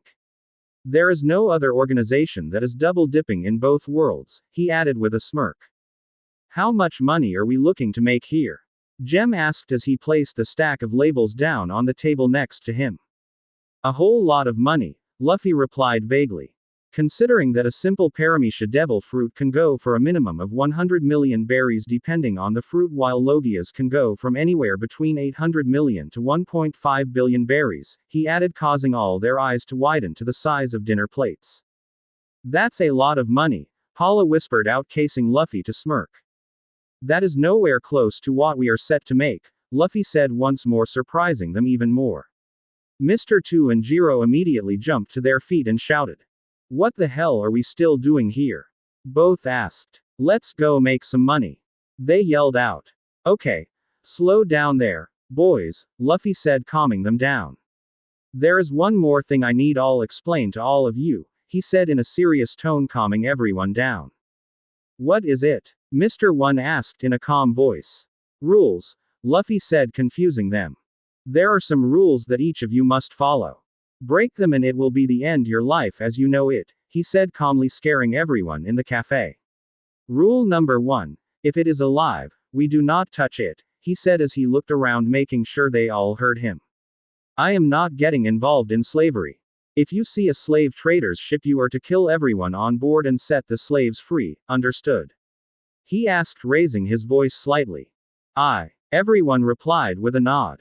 What if it's dead? Mr. 1 asked, causing Luffy to sigh. You mean like organs? Luffy said, causing him to nod. I'm on the fence about that. On one hand, they fetch a good amount of money, but on the other hand, it's creepy as fuck, Luffy said with a sigh. There is a name of an organ harvester in your address books. He doesn't work for me, I just know him. Don't call him. For now, we are not touching the dead, he said, causing all of them to nod. Cool. Mr. One replied with a nod. Rule number 2. You are to only sell drugs to the rich and powerful, like the nobles, Luffy said, confusing all of them. Why? Paula asked. Isn't that reducing the amounts of money we make? She asked, causing Luffy to shake his head. No, it's not, he said as he picked up his glass. The rich always buy large amounts of drugs and they always tend to overpay for it. As opposed to the poor who buy small amounts and who always know the exact price value for that which they are buying, he said, causing all of them to understand. That makes sense, Mr. Two said with a nod. But what about the drug we are going to be selling? Aren't there established drug dealers who are going to see it cheaper? He asked, causing a smirk to creep up on Luffy's face. There are drug dealers selling drugs in the world, but not one of them is going to be selling the drugs you're selling, he said, surprising them. The drug you guys are going to be selling is one originally created by a scientist who works for me and will only be sold by you, he added with a proud smile. Man, you really thought of everything, Makita said, causing Luffy to chuckle. Rule number 3. You are to never use my real name when it comes to this organization. Like Crocodile, you will all call me by my code name, which is Asura, he said, causing them to nod. Does that mean we too need code names? Marianne asked, causing Luffy to shake his head. No, you can use your real names if you wish. I am the only one who is going to need a code name because I am a pirate and people tend to try and avoid doing business with pirates, especially the navy and nobles, he said, causing them to understand. The mysterious Asura, Paula said seductively. Sounds sexy, she said in a whisper while winking at Luffy. Luffy just ignored her and spoke again. That's about it, Luffy said as he investigated the chest once more before he reaches in and pulled out a set of transponder snails. The number to these are all on a piece of paper taped to the snail. Take one and exchange the numbers with each other before heading out to your turfs, Luffy said as he closed the chest and placed it back into the cloud while everyone went over and picked up a transponder snail.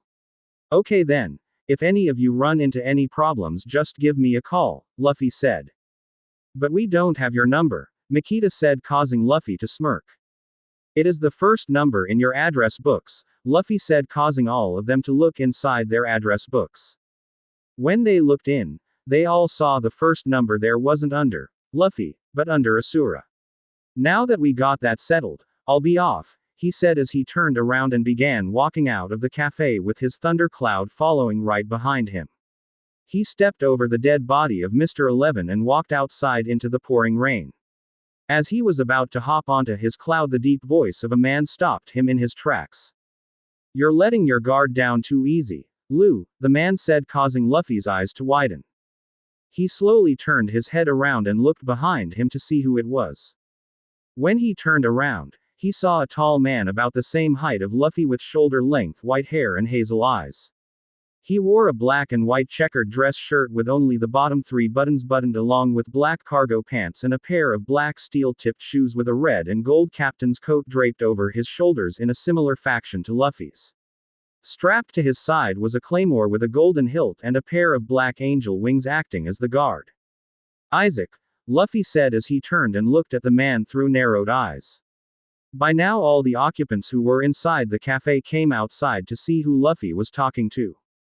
When they got outside, they saw Luffy standing 20 feet away from a man, who was obviously a pirate. What are you doing in paradise? Luffy asked. A lot of people are looking for you, Lou, the man named Isaac replied with a smile. The stunt you pulled in Logue Town made world news and cause of that a lot of pirates are looking for you, he said, causing Luffy to raise an eyebrow. There are some who want to kill you and some who want to join you, he added, causing an amused look to creep up onto Luffy's face before he spoke. And which are you here for exactly? Luffy asked as he stared down Isaac. Well, if you manage to still be alive after I'm done with you, I will have no problem whatsoever serving under your flag, Isaac said. As he said that, black angel wings sprouted out from his back, causing Luffy to smirk while the people watching on the sidelines to gape in shock. The wings were immense with a gray sheen. Along the bottom of the wings, one can see sharp metal blades in the place of feathers. I can't after all serve under someone weaker than me, he said, his own smirk as he flexed his wings. I thought we settled who was stronger 2 years ago, Luffy replied as the rain clouds overhead began to swirl. A lot has changed since then, Isaac replied confidently. Luffy was about to say something, but before he could, the voice of Yosaku interrupted him. Big bro Luffy, Yosaku said, getting Luffy's attention. Who is that? He asked while pointing at Isaac. That is the Angel of Death, Franklin D. Isaac, Luffy said with an excited smile. He ate a mythical zone-type devil fruit. The human fruit. Model. Archangel, he said, surprising them. Are you done stalling for your damn clouds to form? Isaac said, causing Luffy to chuckle. Well, if it's you I'm fighting, I'm going to have to take this seriously, he said as lightning flashed across the sky, causing Isaac to unsheath his sword. Second gear. Luffy shouted out. Back at the palace. The entire crew along with Vivi and a few servants were still in the medical wing of the palace. Vivi had offered them their own room, but all of them declined, wanting to stay together. The king and Vivi had returned from addressing the people in the plaza a few minutes ago and were surprised to see that Luffy was still not back. Are you guys sure Luffy is going to be fine? Vivi asked in a worried voice. Relax, Vivi, Nami said with a smile as she laid down on one of the beds. Luffy is more than okay. I doubt there is anyone in this world who can beat him, she said confidently. Yeah, the guy is a monster in human flesh, Usopp added as he laid in a bed while covered in bandages.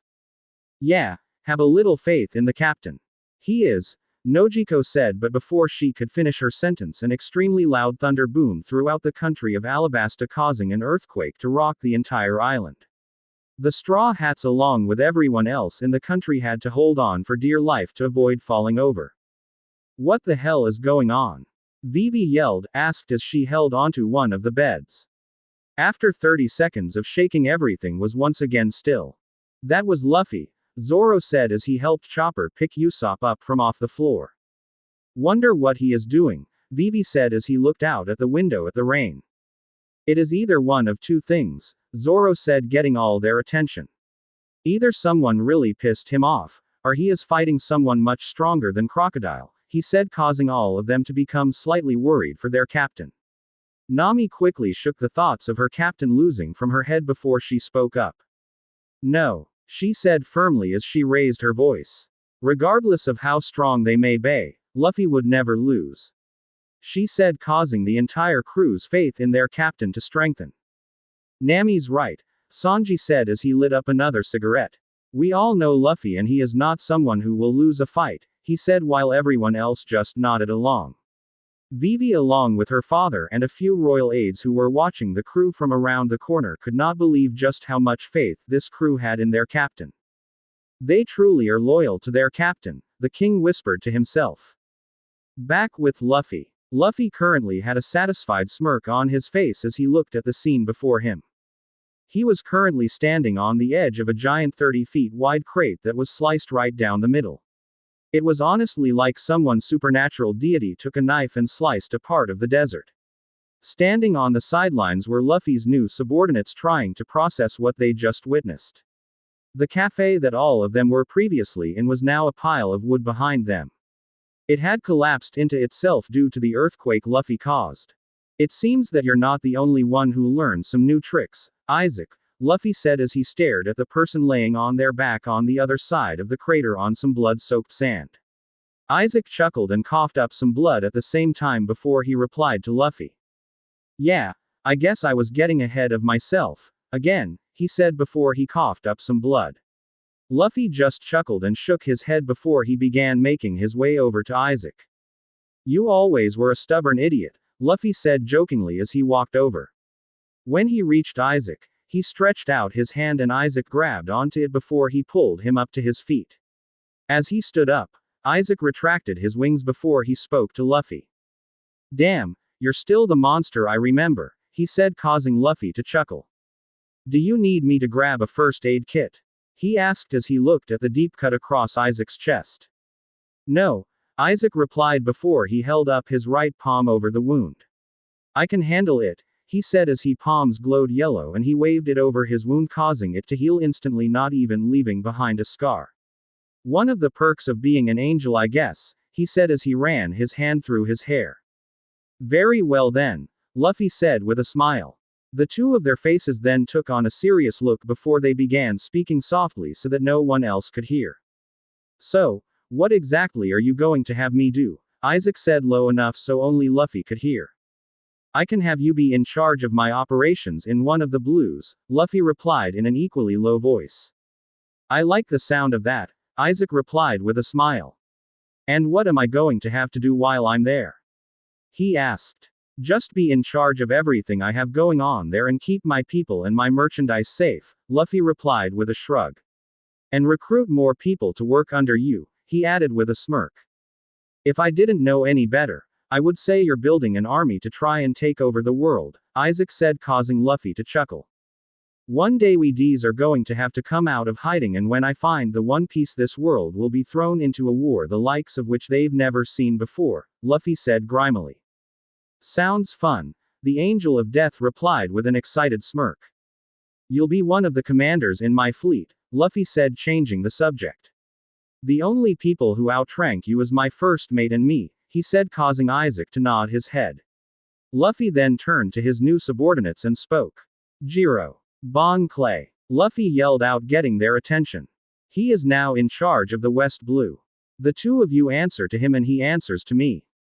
Understood, he said, causing the two of them to nod their heads. Aye, sir. Both shouted out. Good, now just add a straw hat to your flag and lead your new subordinates to the West Blue, Luffy said to Isaac. Sounds like a plan, he replied with a smirk.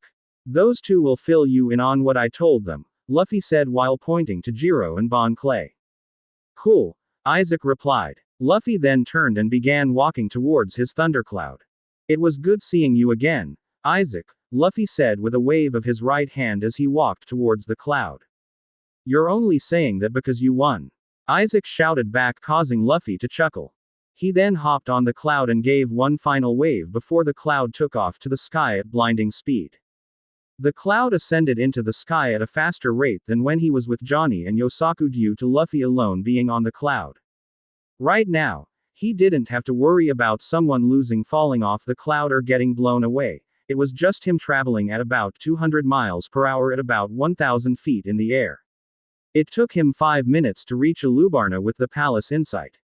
When he entered Alubarna, the cloud began to slow down before he finally came to a full stop just above the palace. Luffy then stood up and teleported down to the main doors of the palace where two royal guards were standing guards. The two guards were startled when a bolt of lightning struck down in front of them suddenly. The bolt of lightning destroyed the concrete in front of them a bit and kicked some dust, causing them to shield their eyes. When the dust settled, and they removed their hands from their eyes, they saw the man who apparently defeated Crocodile and stopped the war.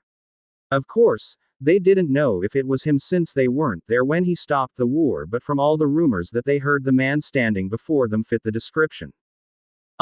My crew is inside the palace, Luffy said, knocking them out of their thought. Can I go in? He asked while looking at the two guards with a bored expression on his face. It's kind of wet out here, he added as he held up his arms showing his soaking wet clothes. Right, of course, sorry. The guard on the right apologized as he bowed his head, with the one on the left soon following him and bowing as well, causing Luffy to raise an eyebrow at their reaction. The two guards then raised their heads and walked over to the giant door and pushed it open.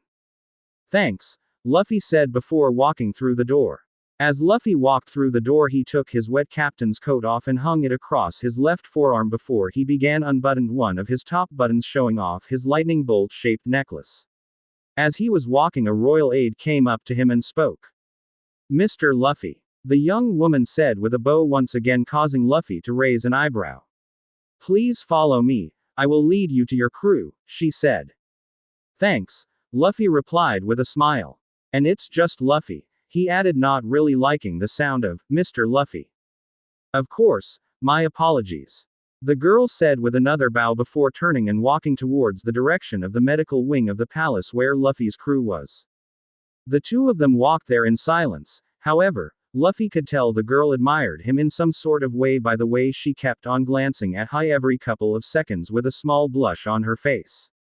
Luffy just ignored it and continued walking in silence. When they got to the medical wing, the girl pushed open two huge doors, earning the attention of all those inside.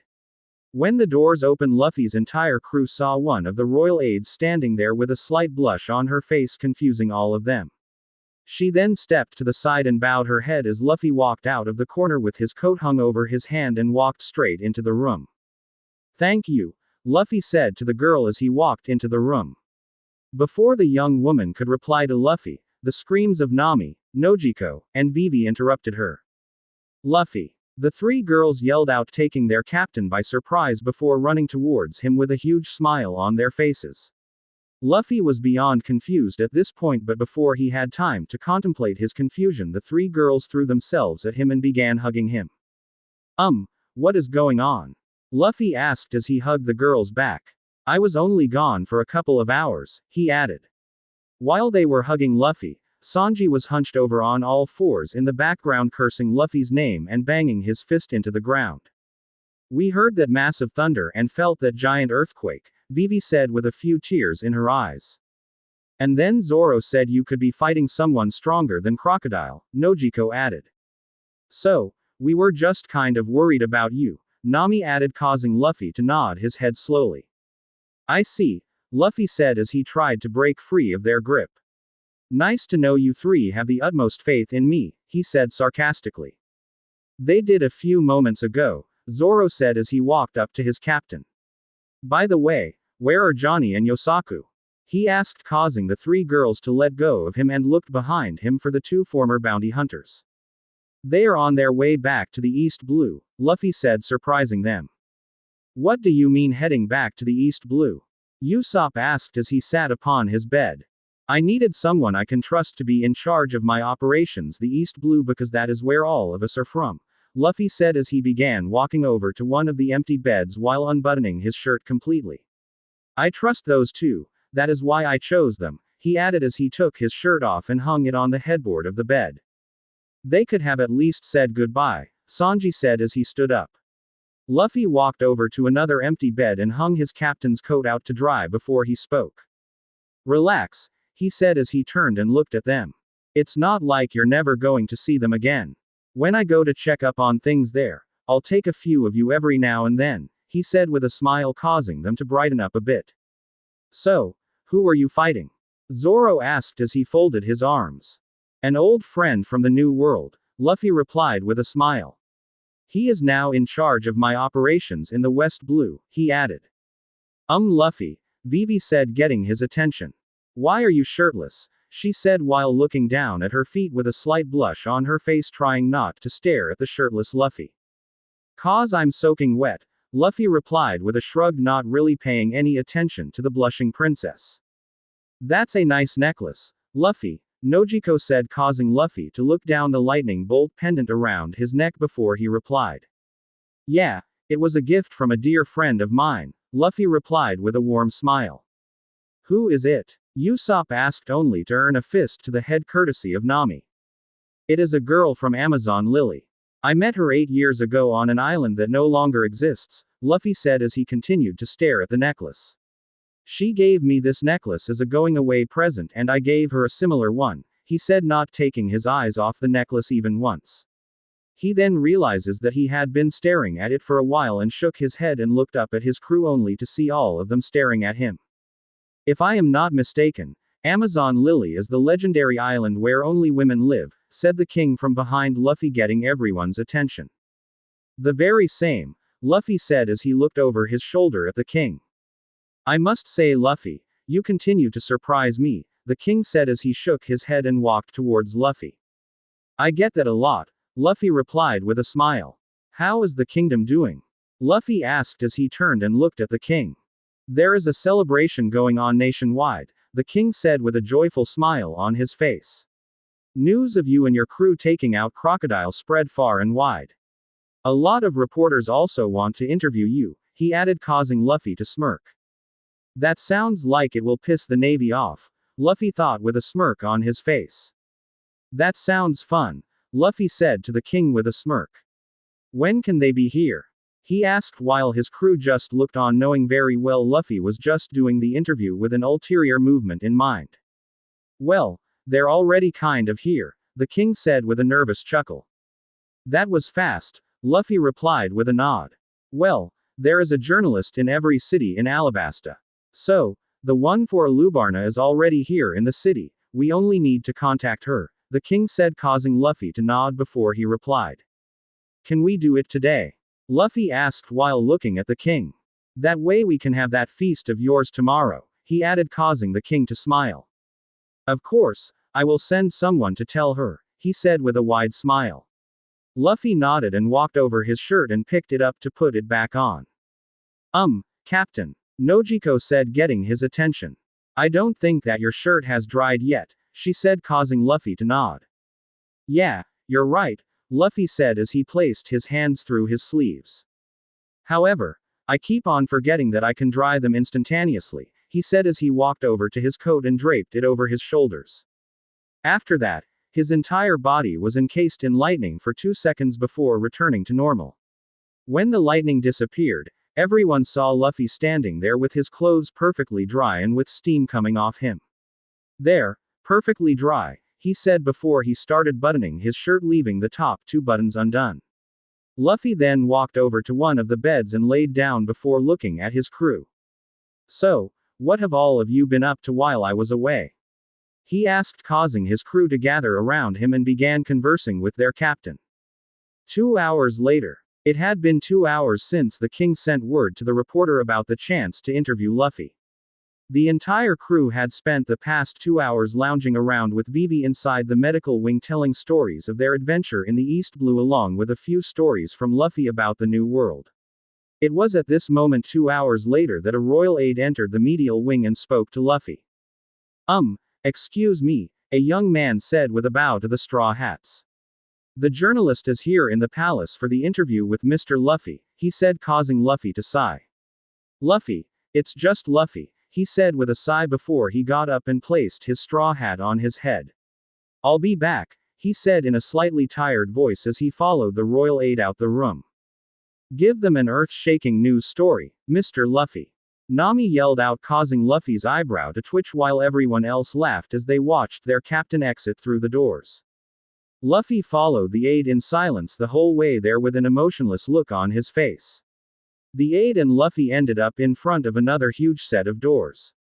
When the aide pushed open the doors, Luffy saw a huge room with royal soldiers lining all 4 walls.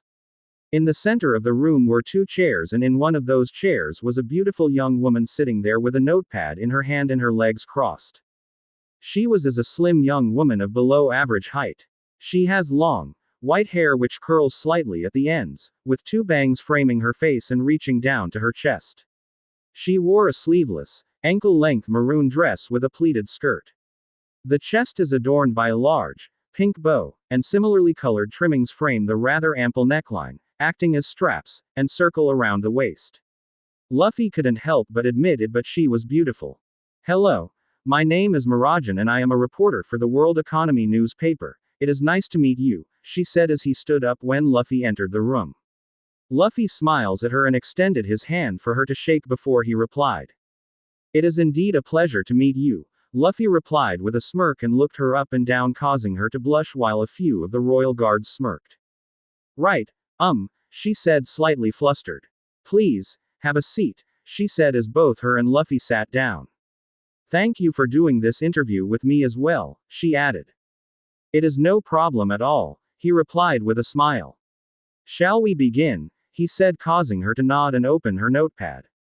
So, tell me, Mr. Luffy, how does it feel being the hero of this country? She asked. 2 things, Luffy said as he held up 2 fingers. Number 1, it's just Luffy. None of that, Mr. Business, he said, causing her to smile.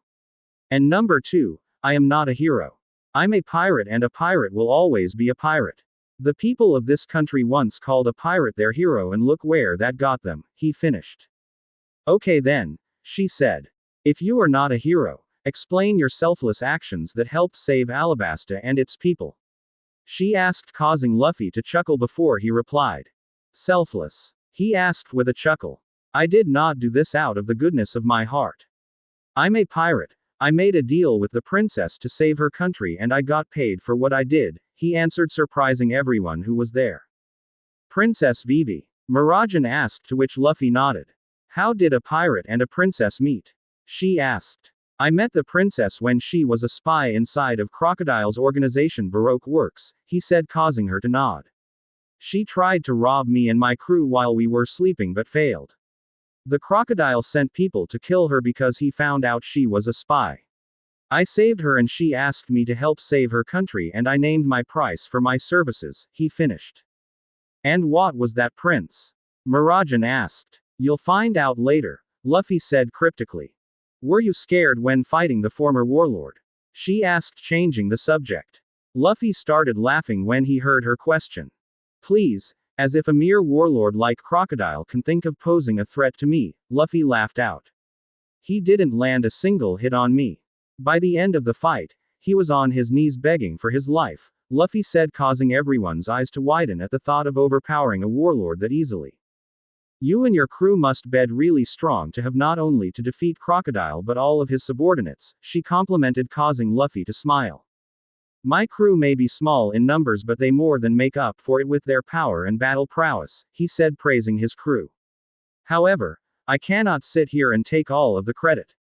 The Marine captain, White Chase, Smoker, stopped a bomb from killing both the rebels and the Royal Army, he added. Was that the explosion that occurred in the sky above the plaza? Mirajan asked. Yes, Luffy replied with a nod. You see, Crocodile had planned on setting that bomb off in the plaza, effectively wiping out both armies and making the country his, but before he could, Smoker risked his life and saved all of them, he said, surprising everyone. It is strange to hear a pirate compliment a Marine, she said, causing Luffy to chuckle. Yeah, well, Smoker is one Marine I can say earned my respect, Luffy said, surprising them. While the rest of the government and the Navy sat back and watched Crocodile tear this country apart, he acted and saved a lot of lives, he said before pulling out a glass and filling it with whiskey. What do you mean by the Navy and the government sitting back and letting Crocodile tear the country apart? She asked with a curious look on her face, causing Luffy to smirk internally. Oh, you don't know? Luffy asked, causing her to shake her head, saying no. The Navy constantly monitors every one of the 7 warlords. They know where they are and what they are doing at all times, he said, surprising her and every single one of the royal guards. They knew he was here, and they knew what he was doing, yet they did nothing to stop him, he said before taking a sip of his drink. And yet people say pirates are the evil ones, he added with a shake of the head. That's horrible, the reporter said in a horrified tone. Believe me, based off of some of the things I've seen the Navy done, this is nothing, Luffy said, making everyone wonder what it is he saw. But the people of this country can rest assured.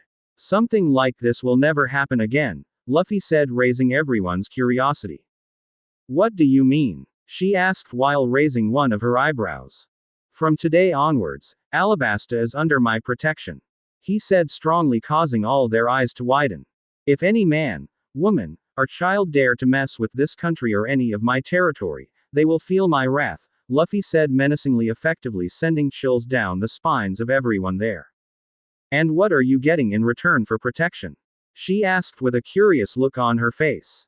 The king and I haven't worked out that part of the deal yet, he answered, causing her to nod. You mentioned that you have other territories, what other places do you have under your protection? She asked as he wrote something down in her notepad. The Drum Kingdom, or what was formerly known as the Drum Kingdom, he said, causing her to raise an eyebrow. They're planning on changing the name, he added, causing her nod. Well then, Mr. Lu, sorry, Luffy, she corrected, causing Luffy to smile. That is all I wanted to ask you. Thank you for the opportunity of interviewing you, and on behalf of the people of this country I thank you, she said as both stood up. It was a pleasure being interviewed by someone as gorgeous as you, Luffy said with a smirk, causing her to blush. Well, thank you, she said as she wiped away a few strands of hair from her face. Luffy didn't allow her to say anything else, nor did he reply her thanks. He simply turned around and walked away, leaving the reporter to stare at his menacing Jolly Roger on the back of his coat. As Luffy exited the door, he saw the same aide who brought him here was there waiting for him. He gave a nod to the aide, letting him know that he was ready to go back to the medical wing. the boat and began leading Luffy back to where the rest of the crew was.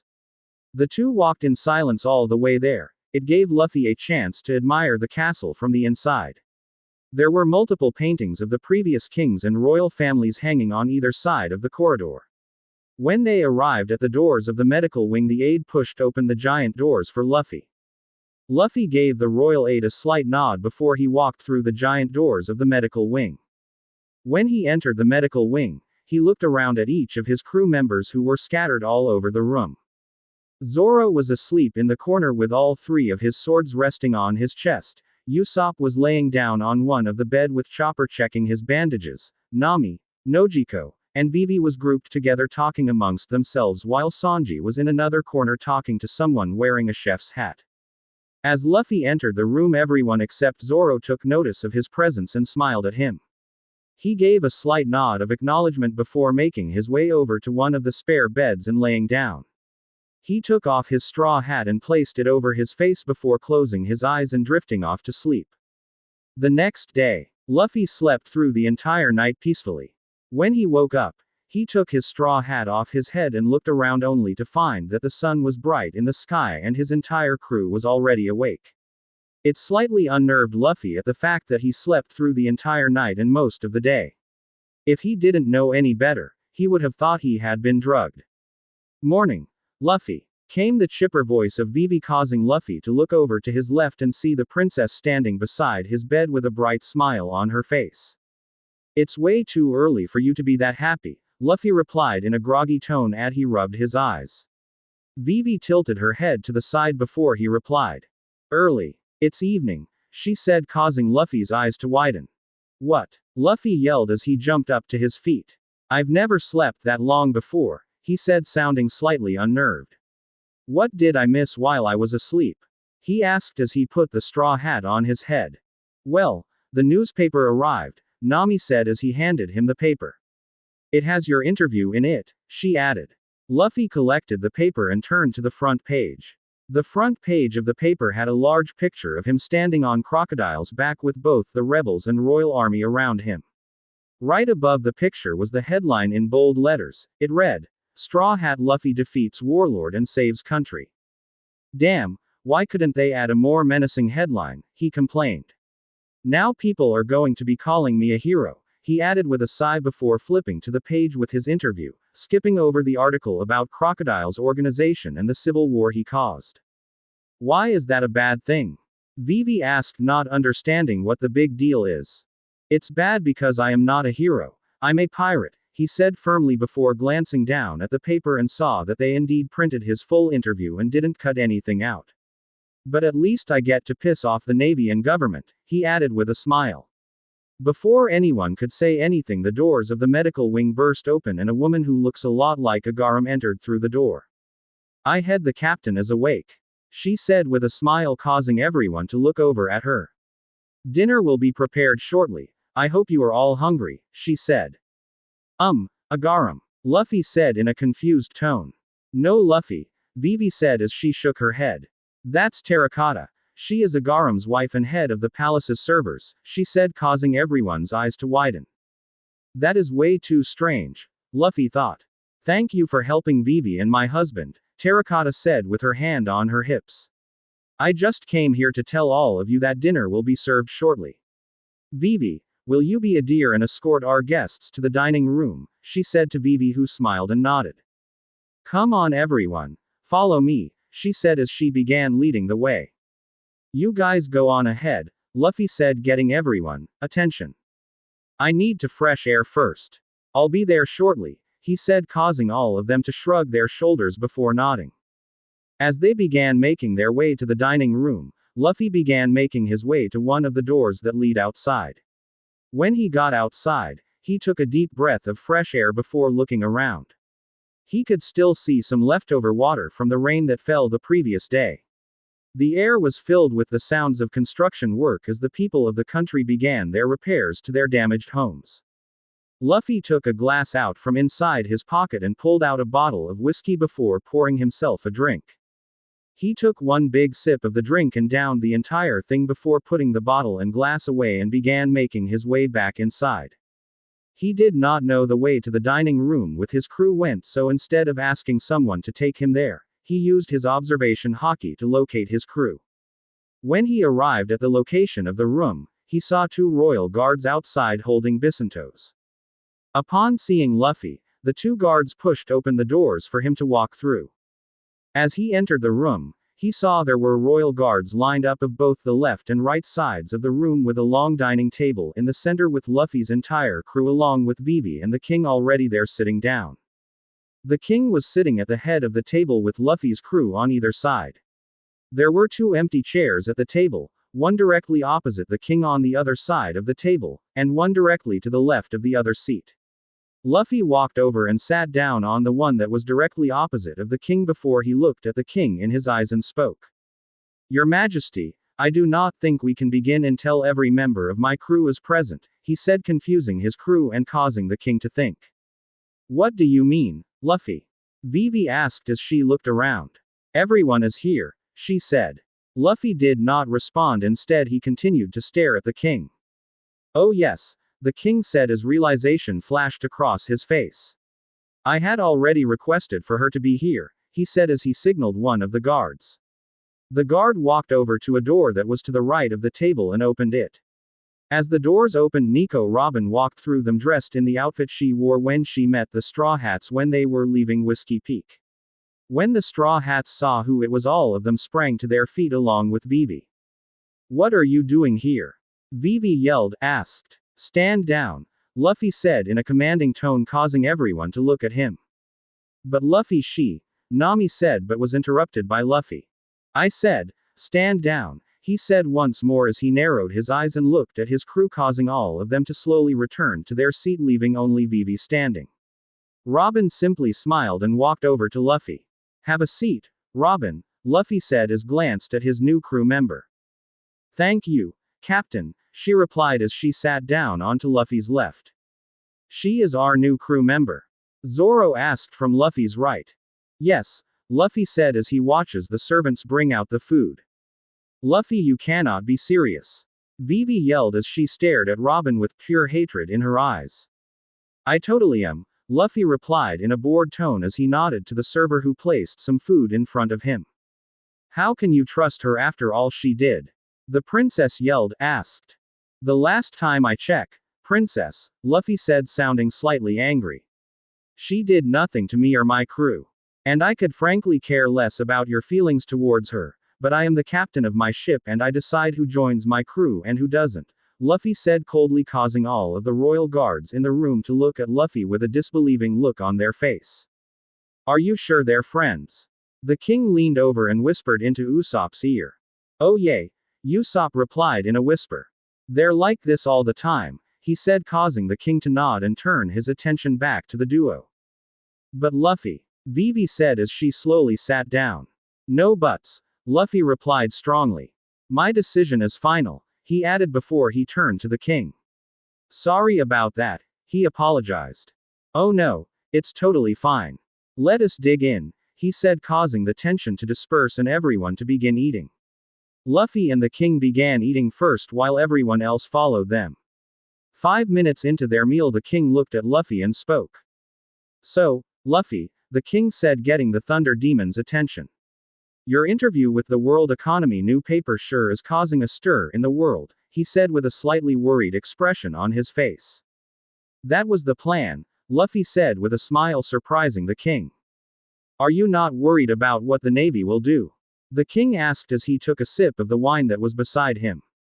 "You did paint the Navy and the government in a bad light," he added. "The Navy will probably send a few captains from headquarters to try and capture us, but I'm not all that worried about that," Luffy said with a shrug casually. "They did that to try and stop me from re-entering the Grand Line, but look how that turned out," he added while his crew nodded along. "Well, as long as you are not worried, I guess I shouldn't be," the king said, causing Luffy to nod. "However, I cannot thank you enough for what you did for my country and for Vivi," he added, causing Vivi to smile softly. "Speaking on all that," Luffy said seriously, causing everyone to quiet down and look at him. "Did you speak to your daughter about my price for saving your country?" he asked as he stared at the king.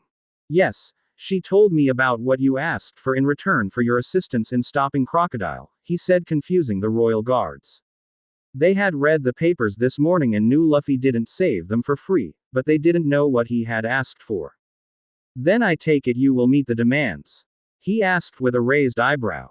As payment for you getting rid of Crocodile, you wish for Alabasta to become your territory, correct? The king asked, to which Luffy nodded. I don't know how the world government will look upon that, he said, causing Luffy to sigh. It doesn't matter what they think, Luffy said, causing Cobra's eyes to widen slightly. There are a lot of countries who are a part of the world government and under a pirate's protection. Take Fishman Island, for example, it is under Whitebeard's protection and they are still part of the world government. So, this won't be any different from that, he said. I see, Cobra said as he rubbed his beard. And what exactly are you getting in exchange for your protection? He asked. Nothing much, Luffy said before taking a sip of the wine in the glass beside him. All I require is that all of my ships get their supplies restocked for free, and I would like a spot to build my own private port, he said, surprising the king. That's it? He asked in a surprised voice. Yeah, Luffy said with a nod. What do you need your own port for? Vivi asked in a curious voice. I want to make Alabasta a hub for my organization, he said, causing the king to raise an eyebrow. Organization? He asked. Yeah, a shipping organization. If Alabasta has anything they wish to export, my people can ship it, he said with a proud smile. Also, you are going to get a chance to purchase what goods they bring into the country, he added. Sounds like a good trade, the king said with a smile. So, do we have a deal? Luffy asked. Yes, we do, the king replied as he raised his glass. Great, Luffy said as he raised his glass as well. Just hang my flag up around the country to ensure everyone knows not to mess with it, he added before both took a sip of their drink. Luffy was about to say something, but before he could, a transponder snail inside his coat began to ring. Purapurupuru Purapurupuru. Luffy reached into his pocket and pulled out a baby transponder snail with red hair and 3 scars over its left eye. Luffy smiled as he stared at the snail before his smile turned into a confused look as he realized what snail it was. Purapurupuru Purapurupuru * Chak. Yo! Luffy answered into the snail. Luffy! Came the joyful shouts of multiple men through the snail. Well, nice to know all of you are drunk, Luffy replied with a smile as he took a sip of the wine. Ah, how could we not be drunk on a special occasion like this? Ha ha ha ha. The voice of Shanks said through the snail. And what are you celebrating? Luffy asked with a chuckle. Well, you see, Shanks started in a cheerful voice. I have this little protege and he just started his own crew a couple of months ago, and then today I opened the paper and saw that not only did he defeat a warlord, but he also has his first territory, Shanks said, causing Luffy to chuckle and shake his head while everyone just looked on in amusement. Whoever it is must be a total badass to do all that, Luffy added, causing laughter to erupt on the other side of the line. No, he is actually a crybaby, Shanks said, causing Luffy's eyes to widen in horror while his crew leaned in to hear where this conversation was going. Oh, I can just remember how he used to cry for us to take him out to sea with us, Shanks said, causing more laughter to erupt through the snail followed by laughs to erupt from Luffy's crew. Shut up, Shanks! Luffy yelled into the snail in embarrassment. Okay, I'm done, Shanks said with a chuckle. Where are you guys? Luffy asked as the laughter died down in the dining room. We're on a winter island in the New World, he said in a casual tone. I'm here waiting on Rockstar. I sent him with a message to Whitebeard, he said, causing everyone in the room's eyes to widen.